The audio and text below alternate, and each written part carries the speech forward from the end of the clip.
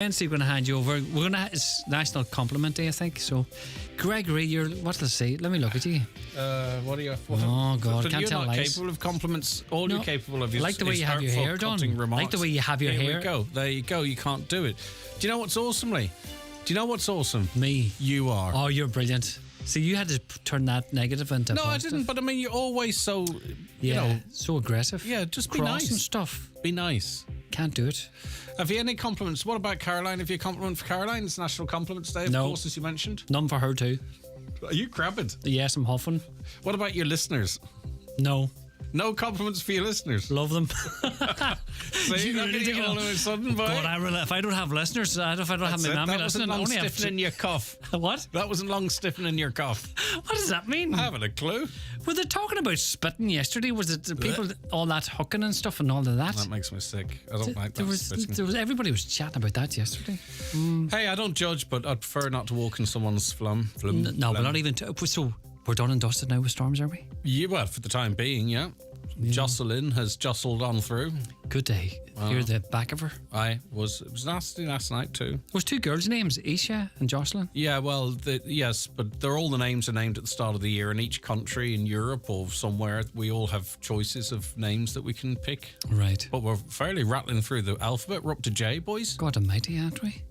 So hopefully now that's the end of the big ones. Yes, fingers crossed. Well, a bit of sunshine today. I remember we had a massive heat wave in February. I have a recollection of about 20, 30 years ago. I think you were dreaming or on holiday somewhere. No, I genuinely remember we had a heat wave in February. I remember we were out in the sea. It was just like the summer. You had a swimsuit on. There was this like polystyrene surfboard that we were playing on. We were standing and jumping in the water. It was definitely February, probably about 30 years ago. Do you think it happened? You weren't even born 30 years ago. You were that young. Well, that's a compliment. You're looking fresh. That's not. It's a thinly veiled insult is what that is. No, okay. So anyway, that's it, Lee. We're looking for people to pass compliments on. So, I'm sure all the listeners here have lovely things to say about someone close to them. That's nice, wouldn't it? Or send me videos and stuff. Send we videos, voice messages. But should we do? We're not too good at giving. Are we good at giving compliments? I don't know. But it's nice to get them, even though we say, "Oh, God, I am not good with compliments. I really." But as people, we're not good. If someone says something nice to me, and I'm not just saying this, I recoil. Like I am like, oh. Why do we be like that? Do you think? I don't know, but I'm not really praise compliments, except unless it's coming from like your boss or something. But you don't get that here. So Caroline compliments you every time you walk out. You're the king of content. That you get a standing ovation when you walk out of the studio. Well, I do ask for that. That's different. Not always get it. All right, good morning to you and have a good show. All right, Lee, have a goodie. Okay, so listen, hey, pay a compliment to someone. You know what? If we'll do it on voice messages, if you want to say something nice and text and whatever, and we'll have a 9 till noon show mug, and we'll throw anyone who sends in a voice message compliment to someone, and we'll put a 9 till noon show mug, a shirt, and a hat. God, you're pushing it. I know, a hat. But I mean, if you get 50 people and they say I'm a medium and a large. Yeah, but we don't actually have the hats. But I'm just joking. No, you have a mug though. I'm getting a hat. Well, if a head like yours, you would need one. National Compliments Day, Lee. Be nice, sunshine. He's got such a cutting tongue on him. Right, okay, it's nearly 10, so we're going to get to the news in a second, and I'll remind you about sending in your voice note compliments. Not to me or to Highland, to someone close to you, and we'll get a wee Highland Radio goodie bag together for the best voice note. How's about that? That's a phrase you don't want to use on the radio. Okay, let's get a news update now at 3 minutes, nearly 4 minutes past 9. Oops. And it's over to Donna Marie Doherty. Thanks, Greg. Good morning. Castlefin has once again fallen victim to the elements as the main road flooded with the arrival of Storm Jocelyn. McGlynn's restaurant called on Donal County Council to take action on social media posts, saying it's far too often that they are living in fear of losing their business. Residential premises have experienced severe flood damage in the past, are also in the immediate vicinity. Local councillor Gary Doherty says it's deja vu. This is a case of deja vu, and it's something that happens repeatedly, regardless of whether we have named storms or not. Anytime there's heavy rain, it seems that this flooding incident happens on the National Primary Road just outside McGlynn's restaurant, and it's simply not good enough anymore. That the delays that have been occurring to the flood relief scheme and the length of time it's taken for that process to actually get shovels in the ground simply is not acceptable anymore.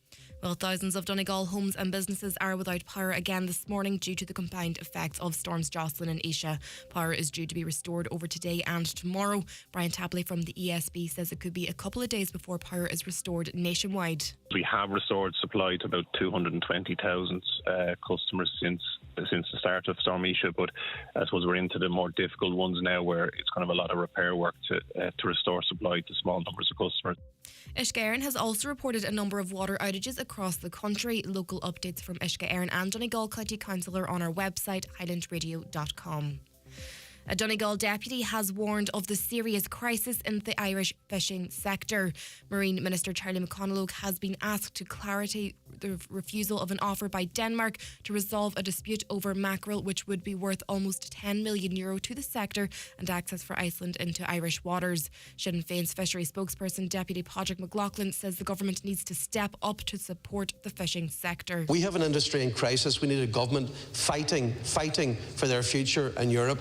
I want to know, will Minister McConalogue urgently come before the Dáil and make a statement clarifying his handling of both the Danish government's offer and the access for Iceland and Irish territorial waters? And we'll be happy to pass on the request to Minister McConalogue on the fishery negotiations. PSNI in Strand Road are investigating after a vehicle was damaged in Glengallia Road close to Bradley's Pass on Monday the 15th of January. It's reported that around 10 o'clock that night a number of used through items including a metal roadwork sign and a wheelie bin at the vehicle in question. Police ask those with any information to get in touch. And finally, a man has been charged in relation to the thefts from vehicles in Letterkenny. The man, aged in his 30s, was arrested in relation to the incidents which took place over the weekend. He's now due to appear in court before Glenties District Court this morning. That's all for now from Highland Radio News. Back again at 10 o'clock. Until then, good morning.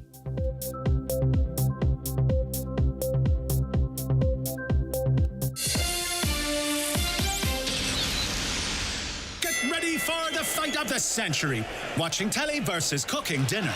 In this corner, the series finale of that popular show. In the other, dinner. Wait, that's a frozen meal from Strong Roots. Delicious, packed with veg and ready in minutes. That means you don't have to choose. Here comes Strong Roots Thai green veg curry, then veggie masala, and it's creamy mac for the win. Strong Roots, good made easy. Find us in the freezer aisle at Dunnes, Super Value, Tesco and Spar. The county's #1 talk show, The 9 till Noon Show on Highland Radio. And now, it's time for the talk of the Northwest, The 9 till Noon Show with Greg Hughes on Highland Radio. And hello, a very good morning to you. You're very welcome along to the 9 till Noon Show here on Highland Radio for this Wednesday. It's the 24th of January 2024. How are you all keeping out there? I do hope you're very well indeed. Stay with us over the course of the next 3 hours. We've got loads coming up on the show, talking about the big topics of the day. And also, we'll keep you updated on what's the crack with power supply, water supply, roads, that type of stuff. Post-Storm Jocelyn, I think at the moment, water and power are the key issues. I think the roads are, thanks to the council crews, are pretty much there or very close to being there. And as I mentioned to Lee beforehand, it's National Compliments Day. So we want to give you the encouragement to pass on your compliments to someone close to you or as anyone really that you want to. And we're going to put together a Highland Radio goodie bag for you, a lovely 9 till Noon Show mug. These are limited edition. We've got a lovely hat for you, a lovely shirt. So if you want to be with a chance to win our goodie bag, send us a voice message paying compliment to someone. 08660 25000 on WhatsApp. Pass on a compliment. And you know what? If you want to do it by text as well, that's fine. But preferably, it'd be nice to hear you say it yourself in a voice note. And we'll pick out a winner randomly, and you'll win that nice little goodie bag. Right, 08660 25000. That's the number for all of your contacts. We accept voice messages, of course, on WhatsApp on any issue you want to talk about, or on text, 08660 25000. That's your SMS. If you want to give us a call, Caroline and Shannon taking your calls on 07491 25000. And of course, we're across social media for those of you who choose to, and if it suits you, to watch the programme on YouTube, Highland Radio Ireland. And you can watch us on your smart TV with the YouTube app, or your Fire Stick, or your Google TV if you have that as well. Even your smart displays, we can also pop up on that as well if you go into YouTube and select us. And we're across your mobile devices on that app, as well as X and Facebook, Highland Hub, Highland News and Sport. And first and foremost, across the airwaves, across the Northwest and on your smart speakers as well. The Finn Valley Voice this morning. Fortunately, there were no serious injuries to anyone when the roof of the Finn Valley Leisure Centre at Millbrae, Stranorlar, was damaged during Storm Isha on Sunday night. Heavy aluminium sheeting from the roof was scattered across the road and around the building. It's amazing that there was nobody hurt or killed with this coming off the roof, said manager Sean Foley. Indeed.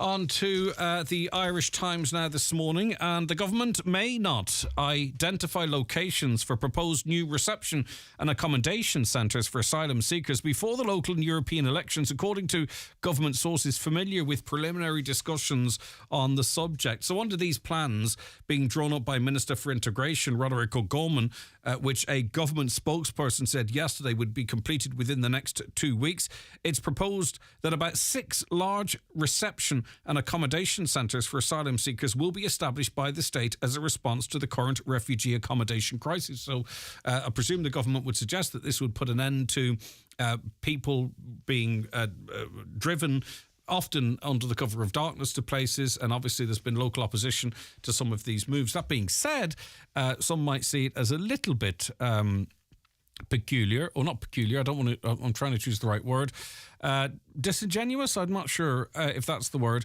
to wait until after the local elections, because of course I think for the most part any councillors, particularly those associated with the government, who were in favour of these if they were announced in their areas, might struggle to get elected. Would you agree? I suggest that might be the motivation. A spokesperson said that once Mr O'Gorman brings his plans to the government, work will begin on site selection. However, he could not say that any sites would be identified before the June elections, and a number of senior government sources said this would be unlikely. We don't have a set time for how long the work will take, the spokesperson said. Ministers are acutely conscious of potential local opposition to accommodation centres for asylum seekers. However, they also know that Ireland has legal obligations to accept people who claim asylum or international protection and accommodate them while their applications are being processed. But that all seemingly can wait, or potentially may wait till after the local elections. On to the Irish Independent now, and huge numbers of PAYE taxpayers are due refunds that could amount to hundreds of euro each. The Revenue Commission said it estimates that €480 million may have been overpaid in tax last year. Now, you can get companies, now they take a cut, I don't know, maybe, 5% or something, that will go through this for you if you don't want to do it. There's lots of them out there. Some people don't want to engage with revenue in case it sort of flags something, but for most PAYE workers, it's not an issue. The only issue perhaps potentially might have been COVID payments, which they're looking to recoup, but at the very worst, any rebate you have could offset that, because eventually you're going to have to pay it in any case. But tax officials are encouraging PAYE workers to fill a tax return, saying this is the most effective way for workers to find out if they are due a refund. €500 million of PAYE tax overpaid last year is sitting there in the coffers. Some of that could be yours. Often you'll get a few €100 back. Could be a holiday for you and the family. In some cases, because you can backdate it, if your credits aren't rightly associated or whatever it might be, it can be thousands. So there's €480 million sitting there. Some of it could be could be yours. Right, the Irish Daily Mail this morning, the Taoiseach has accused Sinn Féin of adding to the trauma of Ukrainian refugees as the party continues to change its position on migration. Senior Sinn Féin figures have recently indicated 3 different stances on whether Ukrainians should stay in the country when the EU-wide temporary protection order expires in March 2025. Under the order, Ukrainians receive special refugee status, which automatically entitles them to work. They also get special rates of entitlement, such as social welfare and medical cards. Speaking to the Irish Daily Mail last night, Leo Varadkar said Sinn Féin is causing unnecessary anxiety for Ukrainians in Ireland. Ukraine is still at war, he said. At the moment, rules are set at EU level, so all 27 member states are, and over here to page 4, are aligned, which makes sense. I can't envisage Ukrainians being forced to go home or move on while the war still rages. Our records suggest that 20,000 have voluntarily returned, but that is very different. And there are areas of accommodation that don't have as many Ukrainians in them as they did in the past. I'm not sure if that's them moving into more long-term rental accommodation or moving back to Kyiv. I simply don't know. Actually, I'll just stay on that story here because it's just an update as it relates to payments to Ukrainians. Payments for Ukrainian refugees are expected to be cut to €38.80 from early February. This according to the Irish Daily Mirror. The Cabinet decided before Christmas it would change rules for newly arriving refugees, and it is only newly arriving refugees. This will include cutting weekly welfare payments from €220 a week to €38.80. Additional changes will limit the length of time a person can spend in state-provided accommodation to just 90 days. Social Protection Minister Heather Humphreys will discuss the legislation to reduce payments for newly arriving Ukrainian refugees at the Oireachtas Social Protection Committee today. Now, measles is spiking or increasing in terms of cases right across the EU. Thought it worth bringing to your attention. Measles has seen an alarming 30-fold rise in Europe, the World Health Organization has warned. More than 30,000 cases were reported across 40 of the 53 member states from January to October last year, compared with 941 cases in 2022. 2 in 5 cases were in children aged 1 to 4. WHO blamed falling MMR vaccination rates and more people holidaying after COVID, spreading the disease over borders. Okay. And finally, would you put salt in your tea? I'm sure Lee probably mentioned this earlier, but sure, look it. Here we go again anyway. This is in the Irish Daily Star. A tea expert, and I would question if they're an expert or not, claims you should add salt to your cuppa to make the perfect brew. Chemist Dr. Michelle Frankel said scientifically it helps to reduce its bitterness. But tea's delicious. Why would you put salt in it? She's also urging drinkers to warm the milk up before putting it into the cup to reduce the risk of curdling. I don't know what kind of tea this lady's drinking. The tips among the unusual ideas featured in a book, Steeped the Chemistry of Tea, published by the Royal Society of Chemistry. Dr. Frankel of Brian Murr College in Pennsylvania, US, said that she enjoyed the challenging of explaining it in a way that people who are not chemists can appreciate the beauty of chemistry happening. The boffin said, I learned new things about what is in my cup of tea and how to make the best cup of tea. I used to drink half-fat milk.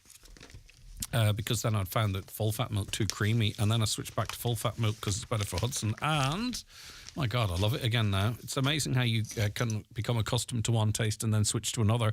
But anyway, salt in your tea, claims to be an expert. I don't know. Heating your milk before putting it into the tea. I don't take a lot of milk, so I don't know. Now, there's a magazine out as well, by the way, and this is freely available. It's called The Business. It's from... it's a magazine of the Letterkenny Chamber of Commerce. I thought it was Letterkenny Chamber, but it's now officially, apparently, Letterkenny Chamber of Commerce. And it's called The Business, and there's lots of great reading in it, particularly if you're a business person, but even if you are not. Lots of great pictures, well produced.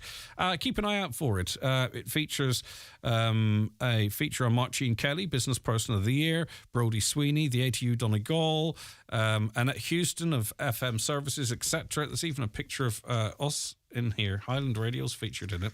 But then again, our boss is this, the president of the chamber. I'd be disappointed if we didn't get our face in there somewhere. But anyway, there's loads of stuff in there, loads of great pictures. So that's called Business. It's from Letterkenny Chamber of Commerce, and it is around about the place. 086 60 25,000 WhatsApps and texts to that number, 086 60 25,000, or call us on 074 91 25,000. If you want to pay a compliment to someone, send us a WhatsApp voice message, and of those that do, we'll select one of them who will receive a Highland Radio 9 till noon show goodie bag. Isn't that exciting? Back after these. The newspapers are courtesy of Kelly Centra Mountaintop Letterkenny, the C-Store National Large Forecourt of the Year for 2022. The 9 till noon show is brought to you by Letterkenny Credit Union. Digital loans now available. Apply online or via our app today and get your loan transferred directly to your current account. Making my Holy Communion this year, and we went to McDonald's and Ballybuffet. I got everything I needed: my dress, tiara, bag and shoes. I had an amazing time with so many beautiful dresses, and Mum was able to pay a deposit for the perfect communion dress. For your communion day, go to McElhoney's Ballybuffet. At Electric Ireland, we're here to make your world brighter. All of our 1.1 million customers will see that come to life this winter, with a second price decrease across all residential electricity, gas and dual fuel bills. Good news for you, even better news for your bill. Electric Ireland, making your bills smaller and your world brighter. Second decrease effective from 1st March 2024. Applies to standard unit rate and standing charges. Visit electricireland.ie for further details. At iMotors, our brand new Kia 241 range is ready to go for immediate delivery. As Donegal's home for Kia, with 7 years warranty and low finance rates from 1.9% on EV cars and 3.9% on the rest of the range. Check out our stylish and diverse range at imotors.ie. iMotors, your local Kia dealership. Easy Living Furniture's biggest ever winter sale has been extended for a limited time only. This is your last chance to avail of these amazing discounts. Absolutely everything reduced across sofa, dining, bedroom, mattress and accessories. It's the furniture you want at amazing winter sale prices. Winter sale extended for a limited time at Easy Living Furniture, Crescent Link Retail Park. Highland Radio time checks with Expressway. Travel Route 32 from Letterkenny to Dublin when you book online and travel for less. Expressway, bringing you the time at... The time at 9:21. We're joined on the programme now by Councillor Martin Harley, a business person, and of course Cahirloch of Donal County Council. Martin, good morning to you. Thanks so much for joining us. Morning, Greg. Minimum wage increase will see one Donegal business owner having to find an extra €100,000. What also I'm noticing, and I'm not sure it's connected, and we can tease it out throughout the course of the conversation, is businesses not able to absorb the minimum wage increase, and they're cutting hours or closing during the week. We're seeing more of that now, and also across social media, across the country, really seemingly successful businesses with high turnover, that's how it appears anyway, pulling the shutters down, closing the doors. Is it a tough operating environment for businesses at the moment? Yes, Greg. I just feel this is going to be a very tough year for the, of course, like, let's be honest about it, there's been a few tough years with the COVID and all that there, but people have survived it. In fairness to probably, there was supports put in place during that time so that people could keep their overheads in place. But there's a tough year ahead, and you know, I'll start off by saying, and it's great to see the minimum wage going up, because in fairness to people, the workers out there, they have mortgages to pay, they have rents to pay. Mortgage has gone up roughly 2% in the last 3 years. I mean, and that's all. So the minimum wage going up is a very good thing, and we have to be kind of proactive and try and make sure people that want to go to work, that it's worth their while going to work, and that's very important. Yeah, of course, but do businesses have the spare resources to absorb that? Because, of course, the government's announced an awful lot of things like the minimum wage increase, which I think it's important, extra holiday leave entitlements and all that type of stuff. And all of these announcements look good for the administration, but it seems time and time again, it's businesses that are having to absorb all of these costs, whilst also high insurance costs, high energy costs, and then a bit of frustration that maybe the government's not putting enough pressure on these companies to drive down some of those costs. There's an awful lot of costs being built into doing business now that are completely unavoidable, no matter how well you avoid your business or how well you run your business. Oh yeah, see, that's the thing, is most the energy costs have gone up over the last 2 years. That's been a big one. The cost of running business, what will happen as well, as we can see it, Greg, and you can see it on your weekly shop, is the price of items you're buying is going to go up, because the businesses won't be able to absorb all this here.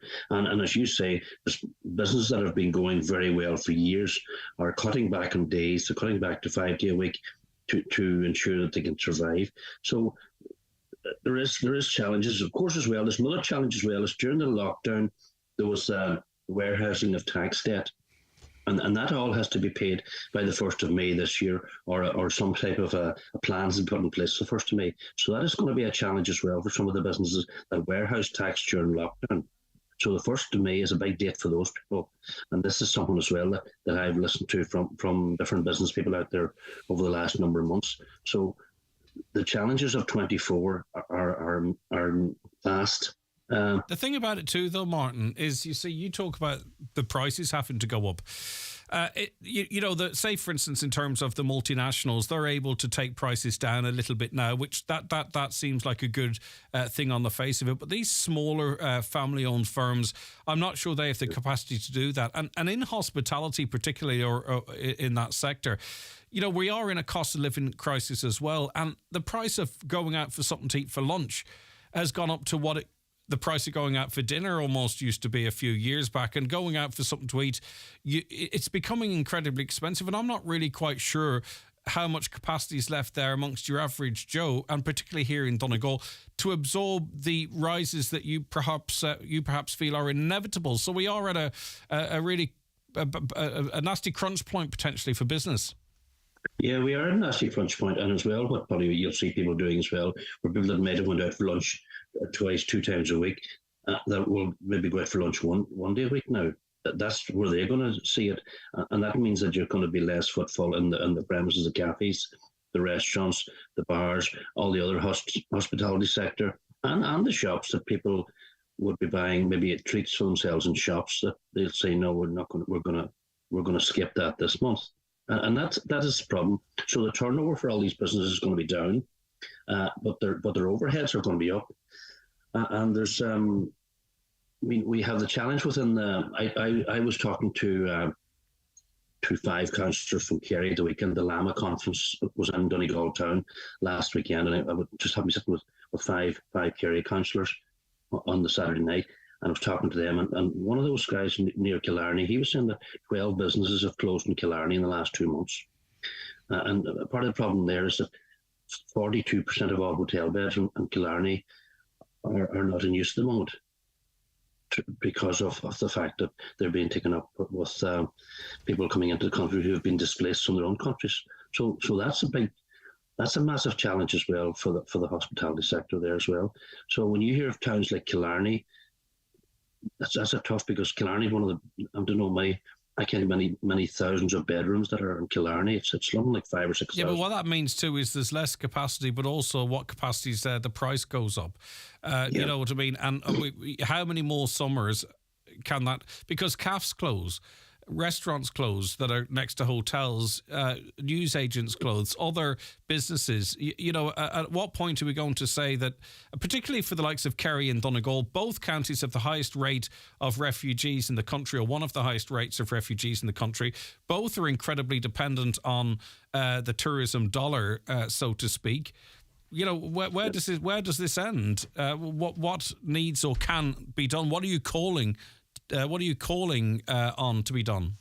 Well, there needs to be more supports put in place for the businesses from the government, and I've covered this over the last few weeks. And I've talked to Minister Simon Harris from the county on Monday as well, and I mentioned to him as well that around the cabinet table that we need to be looking at. But we need someone. We don't need a quick fix, Greg. We need someone that's sustainable over the next couple of years. There's no point putting someone in place that's going to be in place for 24. Yeah, but it's not business supports here. We need to, do we not? We need to give businesses the environment that they can work in. Oh yeah.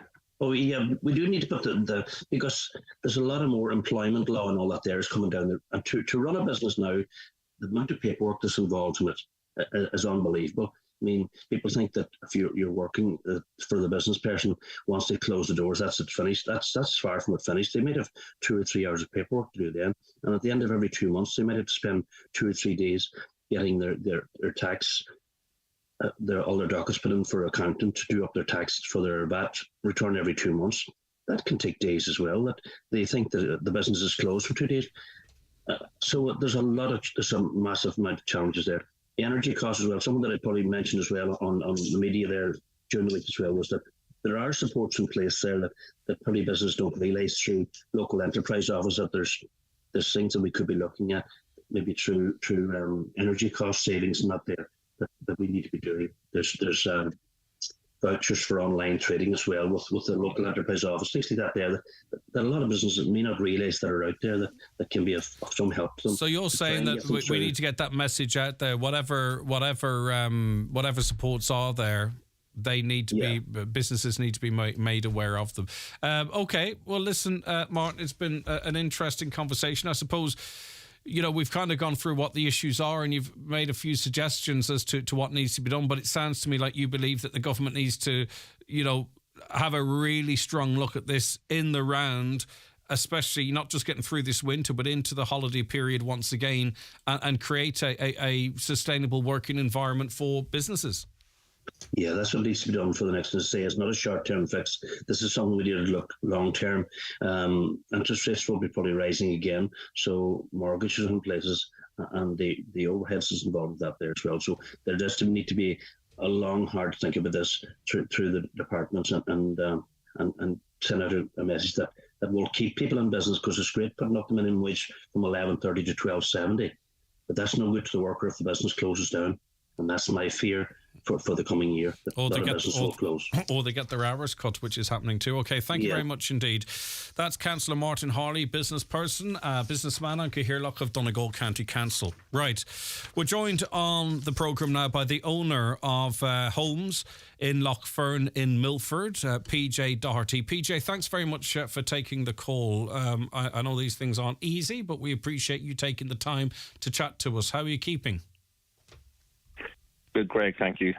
Right, okay. Now, there's been a lot of conversation about these properties in Lochfern. If you don't mind, PJ, just so we're really clear, can you give us a little bit of the history of these? You built these houses, and initially was the view, was it for the purpose of doing a deal with the council, and then the council presumably making them available for social housing? And how long ago back are we going?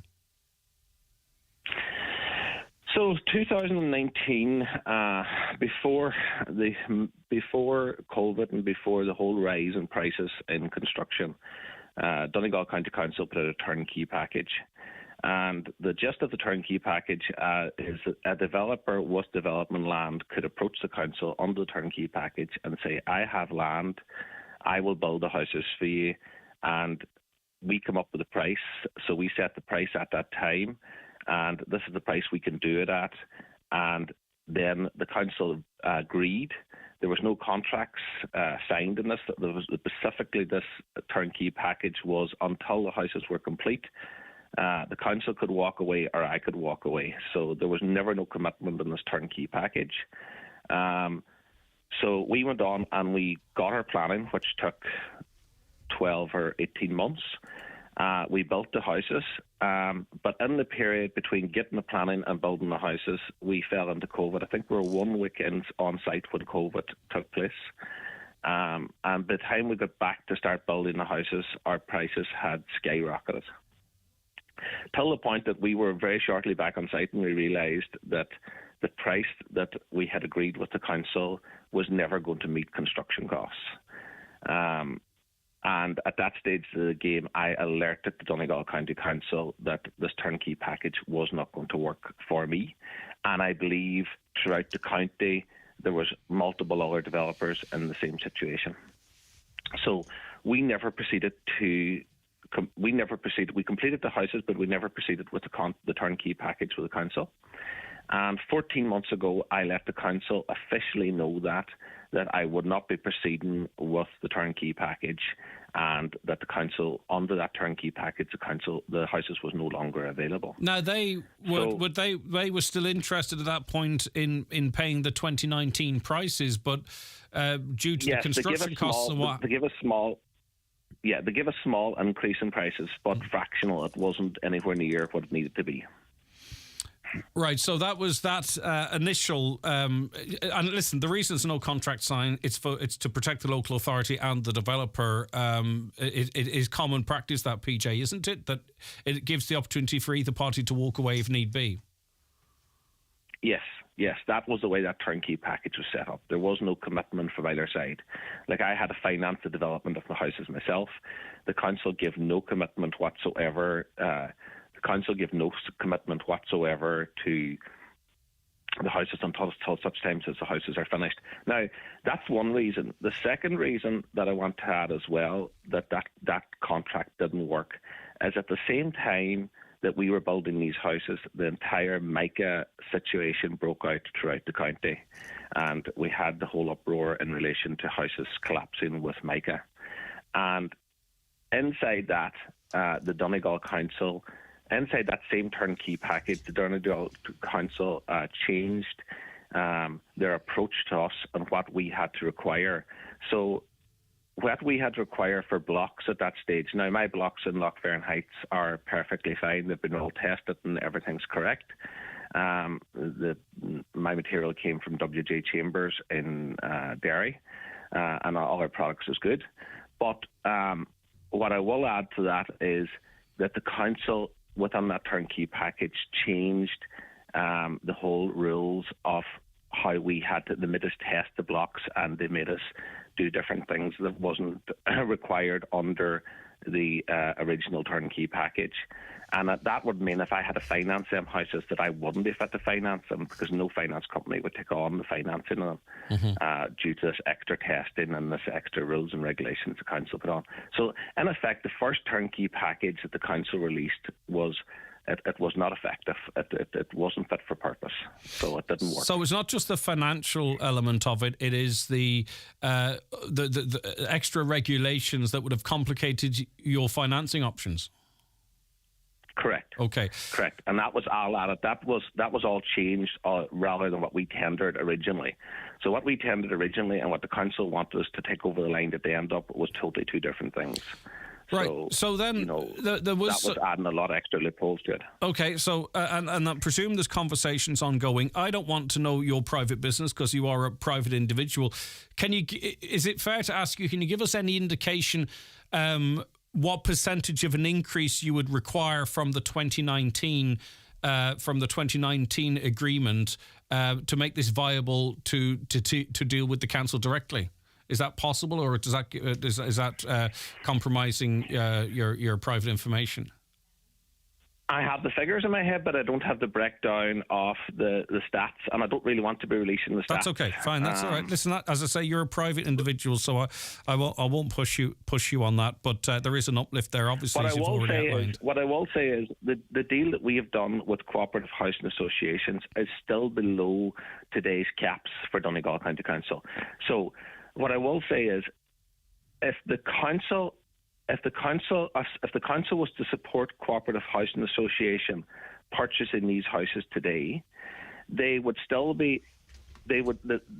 taxpayer would still be getting the houses at probably a 40,000 per unit less than what it'll take the council to go out to Milford tomorrow morning and build houses. So if the council was to go out to Milford tomorrow morning and build houses, it would cost them at least 40,000 more to build the same houses. Right, so you are engaging with Cooperative Housing Association, and you are looking for the council to engage with them, and that means through this third party that you get a return on your investment, and there's a delivery of social housing for Donegal County Council. That's where we're at? Yeah, so back approximately 7 or 8 months ago, there was support given by the council to support 3 sites that I'm involved with within the county, and Lochfairn being one of the sites. So Cooperative Housing is purchasing 3 sites of me, which I will build the other 2 sites out. And that support was given, and I went away and purchased land and put in planning applications and et cetera, on strength of that.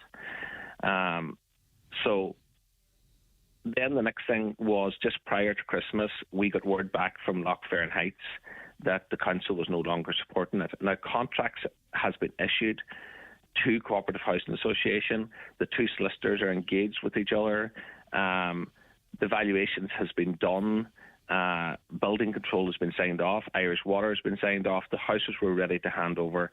Like, probably if the council hadn't the Pulse support, Cooperative Housing Association would be in ownership of the houses today. Okay. So are you, at this point, urging the council to come back to the table, or do you believe that deal is dead in the water now? I'm extremely losing hope. But I still have a glimmer of hope. And if anything comes out of this, what the tension that's happening here now, if anything comes out of this, what I would urge is people in Milford that's waiting to get on the housing list, get on to your politicians, get on to your councillors, ring the council and ask the council out straight, what is the update in Lochfairn Heights? Why are they not supporting cooperative housing? and get answers, because the reality is these houses are still for sale through Cooperative Housing Association. For an example, if I was to walk away today from this deal, I would have legal costs probably in the regions of 40,000 to walk away from this deal, and Cooperative Housing Association on the other side would have the same legal costs. Now, I have not informed my solicitor yet that this deal is off, because in my head I'm still hoping that this deal somehow will still kick off. But you must also have in your head a deadline as to where you have to try and get a return on your investment. When is that? I know it's not a firm deadline, but how long are you prepared to wait? This has been a cat and mouse the last 2 years. These houses has been lying empty for the last 2 years. Now, what I will add to this as well is this is not an isolated case in the county. There is other developments in the county that's in the same situation, and I am sure, I have no evidence of it, but I am sure that other developers in the county has been told that their housing developments has been pulped and they're not, our other housing associations is not purchasing them now. So I am not, this is a county-wide issue. It's not isolated to Lochfairn Heights. Okay, so there were attempts previously, were there, to move refugee families into these houses? Is that correct? And what happened there? That is correct. Yes, there was a NIPAS contract through a secondary party on the site, and after the residents moved in,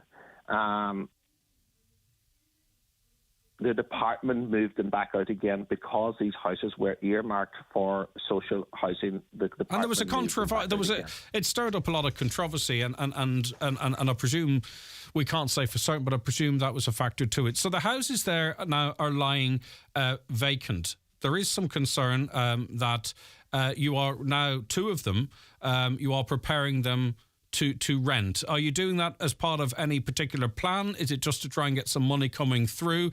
Is it actually happening? Are two of them being prepared at the moment for rental? Yes, that is true. We are starting to... The houses were left totally back to shell again. So there's no appliances, there's no blinds, there's no furniture, there's no nothing in the houses. So our intentions is, if we do not get movement in this, and I'm going to wait now for another few weeks to see what happens, but if we do not get movement and get the council to reverse their decision, then I'll be left with no choice but to rent these out. But what I will iterate is there is no plans to put refugees into these houses or any Pacific people into these houses. But that being said, PJ, they are going to the open market. So presumably you can't discriminate between a Ukrainian family and an Irish family, or maybe possibly you can, I don't know. They're going to the open market, so anyone has a right to apply to rent these houses. You don't have a particular preference or track record in renting housing to refugees, for example, or people living here under protection. That's correct. That's 100% correct. I cannot discriminate between one and the other. So when they go to open market, as long as the client is vetted and as long as everything's correct, they will be allowed into the house. And in terms of rental, I mean, you've a lot of money in here. Recouping that money via rental is going to take some time. The property market is red hot at the moment. Why aren't you selling the houses? These houses are designed as social housing, and they've been totally designed with the input of Donal County Councils, so they are totally to the specification of the social housing. And with that in mind, it leaves them a different product to take to the market. So it's not your typical product where you have your typical semi-detached house and you have your separate site. These are rows of terrace houses.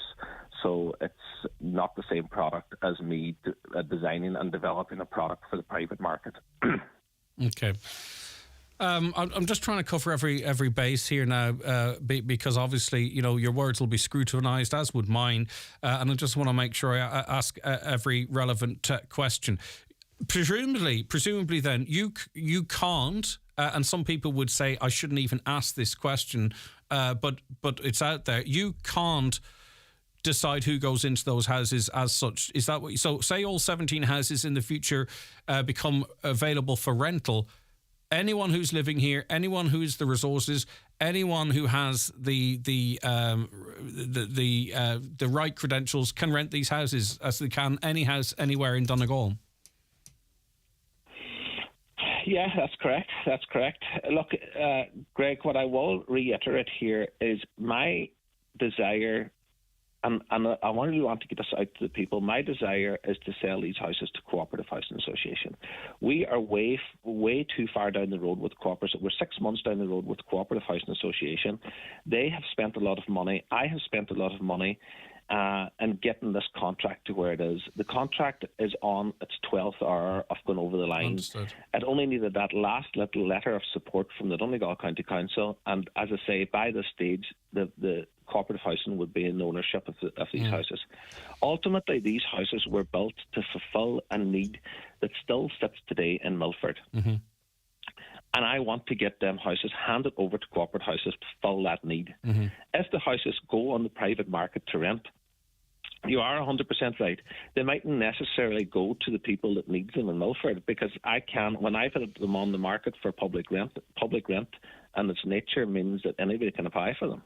Do you have any experience that any sections of people or groups of people are better resourced to put them in a stronger position for house rental? I mean, you've rented out an awful lot of houses. Is it possible that certain groups of individuals seem to have more resources to secure these houses? I'm just trying to. I hate even asking this question because I have zero issue with Ukrainian people whatsoever. But I mean, is there any competitive advantage for Ukrainian families in renting your properties? No, I don't believe there is, because as you said earlier, the property market has gone mad at the moment, and rents have gone through the roof. So the reality is, anybody going to rent them property, where they're local people or where they're foreigners, they're going to have to pay the current market day values for the property, or for the rental properties. They're going to have to pay that. So, like the citizen of Ireland is up against the same issues as everybody else is, and that is that there's just simply not enough properties in this county, and that is driving the rental market throughout the county. That we are getting multiple phone calls on a daily basis from all sectors of society looking for properties. There is no properties out there. Is your intention to rent these to families, couples or individuals? Are you open at all, if you were approached, to rent them to, say, for instance, international protection? So in other words, say if no, they're not available to international protection. So in other words, there's no scenario whereby you might have 15 people in a house. If the boxes were ticked. No, they're not. Your intention is that these are for couples, families, individuals, whomever can pay the rent, just in an open market situation. Correct. We're getting messages in. It seems now. I'm not saying this is representative of the residents of Lochfern, the surrounds, or Milford, but there are people saying we don't want any foreigners in there at all. Now, I don't know how we got to that point, but that seems seemingly where we are at. Do you have any concern that sentiment is out there? Yeah, 100% I do. 100% I do. So that's referring to, unless they have an Irish passport, they're not allowed in to rent in them houses, and like that in itself is scary. But like, take it from a business point of view. If I have to rent out all these 17 houses, my financial return in these 17 houses is going to be in excess of 20 years. If I can continue on with my deal with cooperative housing, the people that need the houses get the houses immediately, and we get our financial return now where it's needed to go into all our developments in the county to build all our houses for social housing. Okay, so the ball, you would say the ball now is in Donal County Council's court. I think you said earlier on that people with an interest in housing in Milford should actually be focusing their efforts on lobbying local councillors, local representatives to impress on Donal County Council that this deal is still on the table, that these houses would be acquired below Donegal County Council's own caps at the moment, and it's over to them, but you can't hold on forever. Does that sum it up? I can't hold on forever, but I still have a hope and a desire. And I think if the local people that's needing houses, if they have anything to do today, make a phone call to their politicians, make a phone call to the council, because that's where the focus needs to be at here. We need to get answers. Why is there developments lying around the county that are ready for completed and ready to hand over, and the council are pulling support on them, when we're in a situation that the council is not producing houses and the whole county is crying out for social housing? Can I ask if the houses have already been, the 2 houses that you're prepping, have they already been given to people at this point? Are they? No. So there's no provisional deals. The houses. There's no furniture in any of the houses. Okay. There's no blinds. But these two houses will be advertised publicly. Not through any other channels. They'll be advertised publicly, and everyone will have an equal opportunity to apply to rent them. They're not going to be going through any... When they're ready. And even if we were to start to get them ready today, it'll take 2 weeks to get them ready. So but when lorries have been going in, bringing furniture and stuff in already, though, haven't they? That work has begun. No. There was one small van from IKEA delivering flat pack furniture last Saturday evening. Right, this is how this kicked off. All right, okay. Well, listen. Yeah, go ahead. Did you want to say one last thing, PJ? Yeah, there was a van with flat pack furniture, and the 2 people that's been highlighted here was there to accept that flat pack furniture into the house, and it's a local contractor that kits out the remaining furniture of my houses, and he hasn't even been appointed yet to put in the appliances, to put in the blinds, put in the remainder of the furniture. So one last thing, and I hate to ask these questions because it's not in my nature, but the 2 people that you've referenced, okay, there has been some online suggestion from various places that they may favour applicants for those houses of certain nationalities or backgrounds. Can you confirm that that's not the case? They don't have the power to do so. Okay. They don't have the power to do so. The properties will be going on the public market, and whoever is there to rent them will be renting them. There has been nobody appointed to rented houses yet. So there's been nobody allocated to any house yet. Right, PJ, I think that covers... and what I will say is, we already have 2 houses out there privately rented. 2 Irish people in them 7. So as a part of them 17 houses, 2 of them, this is not something new, 2 of them on a short-term contract, 2 of them is already rented. Understood. To Irish people. Okay. Right. So, these renting these houses it's not a new scenario. There's already Irish people in 2 of them 17 houses that is rented. Not foreign nationals, Irish people. Yeah, I mean, but listen, under short-term contract. Exactly, but I mean, at the end of the day, people living here, regardless of the background, these could be families that are working in the hospital and are saving people's lives and been living here for 10 years, and now they could be scrutinised because they're not Irish, in inverted commas. There is elements of the questions I have to ask you that I'm not comfortable with, but I just wanted, whilst you were there, to try and get through as much of it as you can. But as I say, some of it, I'm actually not even comfortable asking the questions because I've got friends and I've had very good help from people of all different nationalities and all different backgrounds. But anyway, PJ, unfortunately, that's the space we're in, and I appreciate you coming on and clarifying. I think the bigger question is here. The bigger question is sorry, 1 second, just to delete this call. The bigger question is why is Donegal County Council supporting housing associations to purchase houses and then pulling into them? I have another 2 sites that I've invested a lot of money in, that I have invested in the strength of getting support of cooperative housing, because cooperative housing got support at the council. Now, I'm sitting back waiting for the email to say that cooperative housing is pulling their support in them after me investing all that money. So, and I'm not an isolated developer around the county. There's other developers around the county that's got the exact same views. And I would urge them developers to come forward. Is this going to lead to a problem, do you think? Like, we need a lot of houses, forgetting the thrust of the conversation we've had so far. We need a lot of houses here to grow the county, but also to deal with people who need accommodation through defective concrete and what have you. Do you think the way the council is handling these issues is actually going to mean that developers who we need are going to look elsewhere to do business? Do you think this actually could have an impact on a housing delivery across the board in Donegal, finally and briefly, PJ? I don't think it. I know it. In the last 18 months, I have invested in 11 different investments in Northern Ireland, simply because I don't trust the structure in the Republic of Ireland. So all my future developments, and we already have one of our sites in Northern Ireland on the ground, but all my future developments is going to be in Northern Ireland. Okay. Because I don't trust the structure here. We'll have to leave it on that note. PJ Doherty, owner of the houses in Lochfern in Milford, thank you very much for your time today. The 9 till noon show is brought to you by Letterkenny Credit Union, with monster loans available up to €60,000 for all occasions. Visit letterkennycu.ie.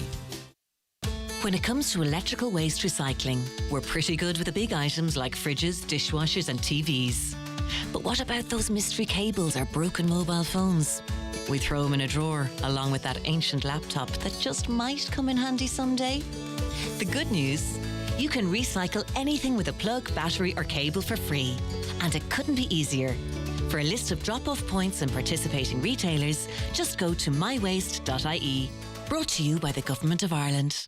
Making some changes this year? More exercise, eating healthier, new adventures. Then why not trade in and switch your old car for a brand new 241 Ford? Our January exchange event has exclusive deals on the Ford Kuga, Puma and Focus, including savings of up to €5,000 on selected Kuga, ST-Line or titanium plug-in hybrid models in stock. But get moving. Offer ends end of January. To find out more or to book your appointment with your nearest Ford dealer, visit Ford.ie. T's and C's apply at participating dealers until 31st of January. The massive January sale is now on at Patterson's Kitchens, the Hall Lifford. Massive savings on kitchens, beds, sofas, dining sets and giftware, with up to 50% off selected mattresses. Hundreds of products in stock and ready for delivery or collection. Open Monday to Saturday 9 a.m. till 5:30 p.m. Get yourself down to Patterson's massive January sale.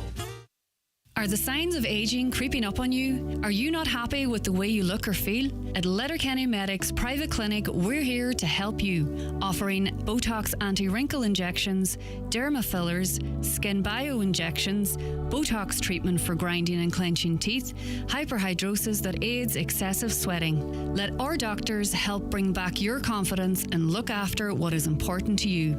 To see what real results really look like, book your immediate appointment with no waiting time at letterkennymedics.ie.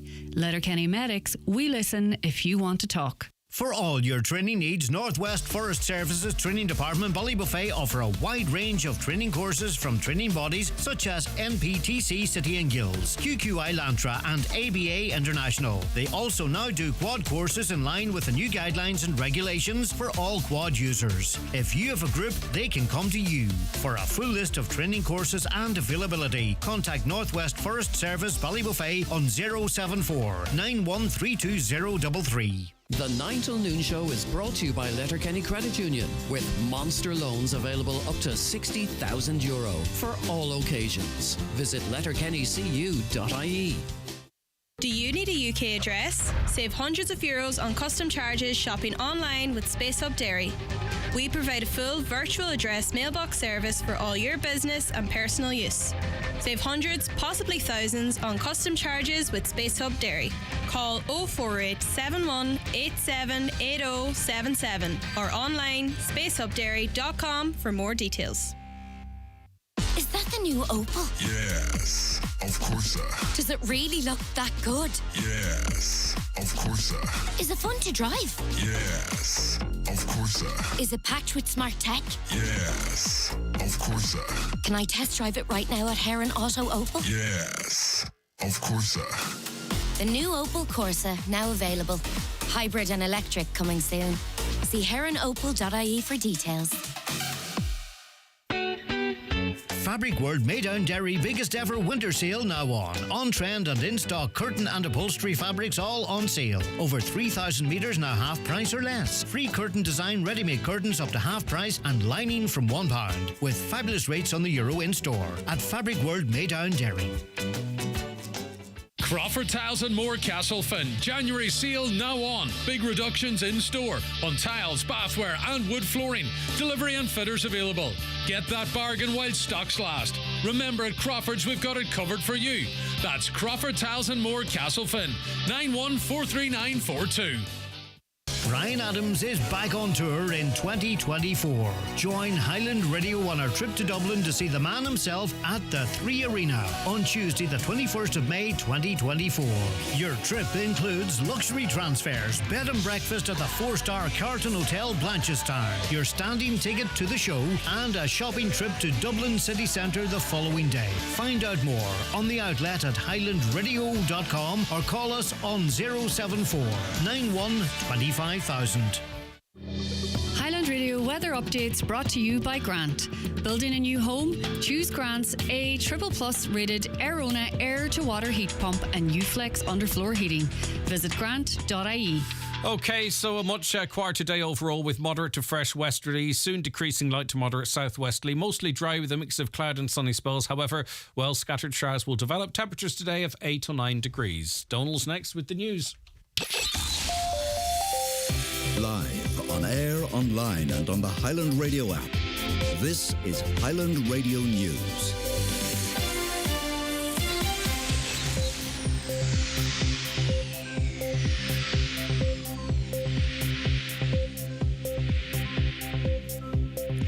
Good morning. Just gone 10 o'clock. Donal Kavanagh at the news desk. Castlefin has again fallen victim to the elements as the main road flooded overnight with the arrival of Storm Jocelyn. Midland's restaurant called on Donal County Council to take action in a social media post, saying it's far too often that they're living in fear of losing their business.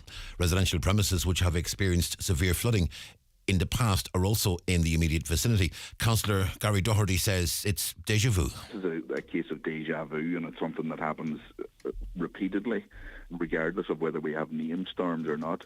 Anytime there's heavy rain, it seems that this flooding incident happens on the National Primary Road just outside McGlynn's restaurant, and it's simply not good enough anymore. That the delays that have been occurring to the flood relief scheme and the length of time it's taken for that process to actually get shovels in the ground simply is not acceptable anymore.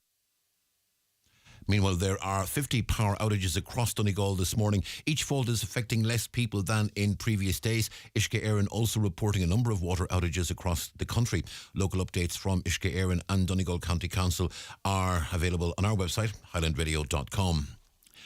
A Donegal deputy is warning of a serious crisis in the fishing sector. Marine Minister Charlie McConalogue has been asked to clarify the refusal of an offer by Denmark to resolve a dispute over mackerel, which could be worth over €10 million to the sector, and also questions are being asked over access for Iceland into Irish fishing waters, which Sinn Féin's fishery spokesperson, Deputy Padraig McLaughlin, told the Dáil the government needs to step up to support the fishing sector, and he wants Minister McConalogue to make a statement. We have an industry in crisis. We need a government fighting for their future in Europe.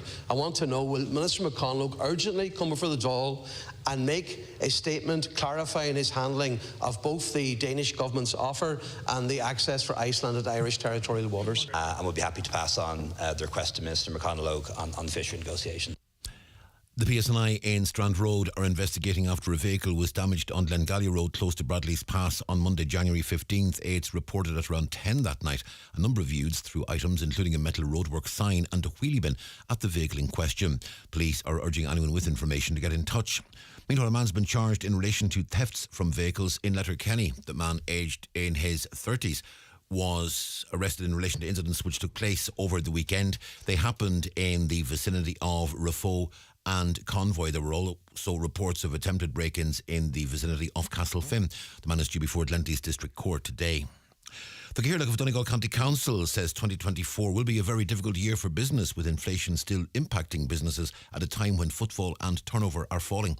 Councillor Martin Harley, who runs a bar in Ballybofey, says costs will rise further as a result of new social measures such as the rise in the minimum wage, although he stressed that's something he supports. On the 9 till noon show with Greg this morning, Councillor Harley says an extra pressure this year would be the requirement to pay back tax that was warehoused during the COVID lockdowns. But there's another challenge as well. Is during the lockdown there was warehousing of tax debt, and that all has to be paid by the 1st of May this year, or some type of a plans and put in place the 1st of May. So that is going to be a challenge as well for some of the businesses that warehouse tax during lockdown.